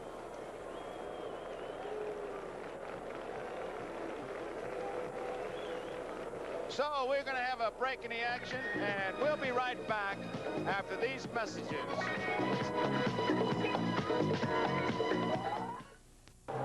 He's really had a year. Well, he had the kind of year that people dream about, Joe, no question about it. Quisenberry, 6'2", 180, just 26 years old. 12-7 this year with a 3.09 ERA, 33 saves. 128 innings pitched and gave up 129 hits. And tremendous ability to come in, throw that ground ball, get the double play. They say he's just been absolutely phenomenal for the Royals this year. He doesn't walk many, nor does he strike out many. You see his delivery. In fact, this year he dropped down a little bit lower, and that is part of the instruction of Kent Tekulve, the fine Pirate reliever. He's also come up with a pretty good forkball. I mentioned Goose Gossage a moment ago. The 33 saves that Quisenberry has tied him with Gossage for most of the American League. Greg Gross will be batting against Quisenberry. 2 men out. 8th inning, 7-6. Philadelphia leading. Boone is on at first base. This is strike. Held a knocker through like that. Frank Laga. Remember that as we look at Bob Boone. He's Abernathy. He's not down as low. Do you think it's Abernathy and Dick Hyde and some of those guys? Do you think he's pretty low? Yeah, he sure is. He's come pretty low. Going to be a tough play. UL's only play to first base. It is in time. McGinney. Beautiful play by UL Washington, who has really been some shortstop. So that ends the inning at the end of 8 innings. As we look at Tug McGraw, the score here, Philadelphia 7, Kansas City 6. And due up in the 9th inning for Kansas City, Frank White, UL Washington, and Willie Wilson. Long time. Jim Fry, he's got to get the lumber going and get some runs, but you know, talking to Ken Harrelson once, he said baseball is the only sport that when you're on offense, the other team controls the ball. And that's quite a thought. Royals are on offense. They need a run, but the Phillies control the ball, and that's the battle we have here. 7-6, top of the 9th. Frank White, who is 1 for 3, leads it off.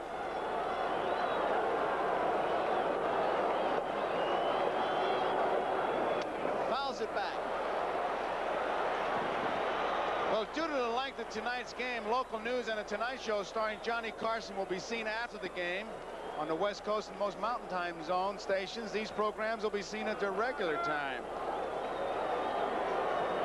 Schmidt just behind the bag, and he's creeping in because White with speed can bunt. Rose has got to be alert. Also, both corners protected down the line. This one-run ball game by the 3rd and 1st. Popped up out of play. And McGraw with a screwball is quickly ahead. A 2-strike count.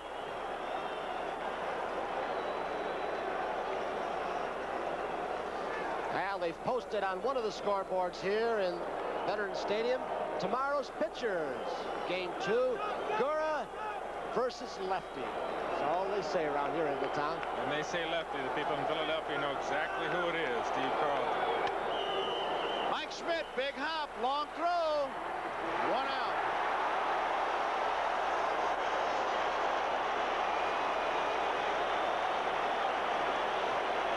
The Phillies are 41 and 41 at home. A little trickier to look because he was up close and the ball hit the dirt, almost handcuffed him. That's the only time you get a bad hop on this surface. Well, you might hit a seam in the turf, but from turf to dirt. Here it is again. Good example, Tony, of what you talk about in this situation, guarding the line, preventing the double. You know, if Mike is over in regular position, that might be a very difficult play for him. Especially with White speed. Here's UL Washington, batting right-handed against McGraw. This crowd, they want 2 more outs. Dallas Green started a youngster. Walk, trying to buy some time. He's 2 outs away from making some by. Screwball misses, ball 1. Royals with 3 home runs, all 2-run homers. 2 by Willie Mays Aikens, 1 by Amos Otis. Bake McBride, a 3-run homer, a 5-run 3rd inning, a big one. Outside, 2-0. Tug McGraw.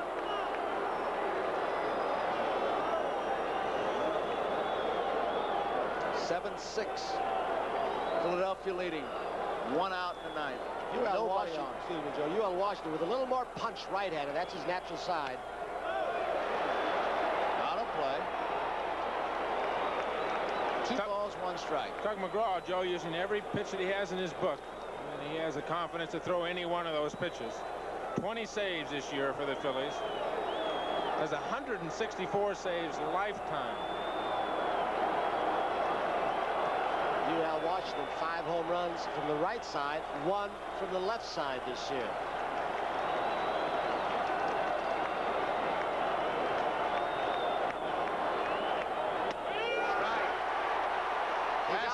Off-speed stuff, didn't he? Exactly a point you made earlier, Tony. Showing so many pitches, showing the curveball, showing the slider, showing the screwball. They can't sit in any one pitch, and all of a sudden, Tuggy pops that fastball right through the middle of the plate. And there's no question he's looking for an off-speed pitch, a breaking pitch, something other than the fastball.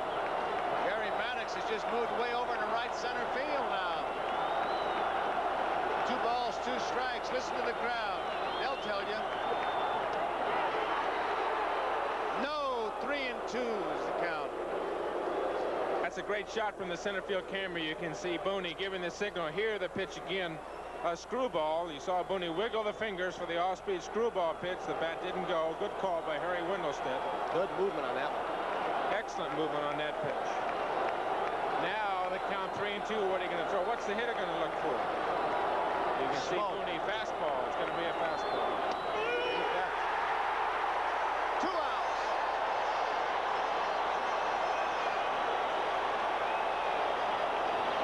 Set up beautifully by the pitch before, the screwball that got Washington out on his front foot. Then he runs the count to 3-2. Goes the coming out in the late innings down the last half of the season. Willie Wilson, he's 0 for 4. This crowd on its feet. You'll hear the reaction on every pitch. Ball. Mike Schmidt guarding the line, but he's moved in a step or two. Now he's drifting back.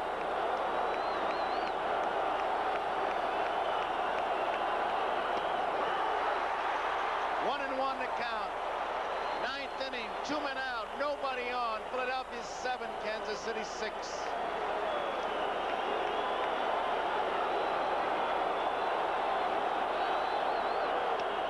2 strikes.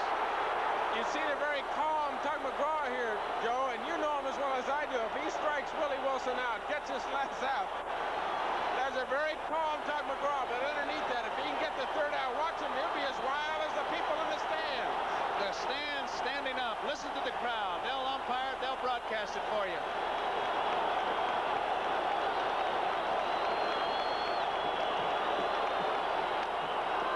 Foul ball. McGraw, very calm, screwball.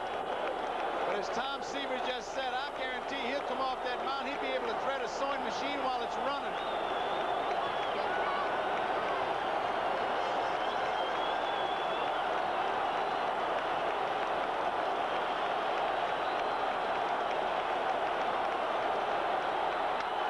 Foul ball.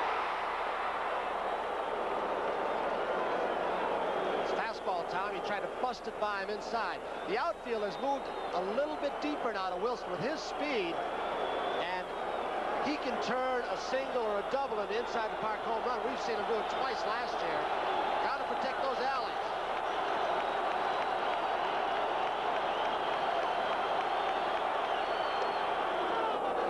Two balls, 2 strikes, 2 outs. Top of the 9th, Philadelphia leading 7-6. Tug McGraw against Willie Wilson.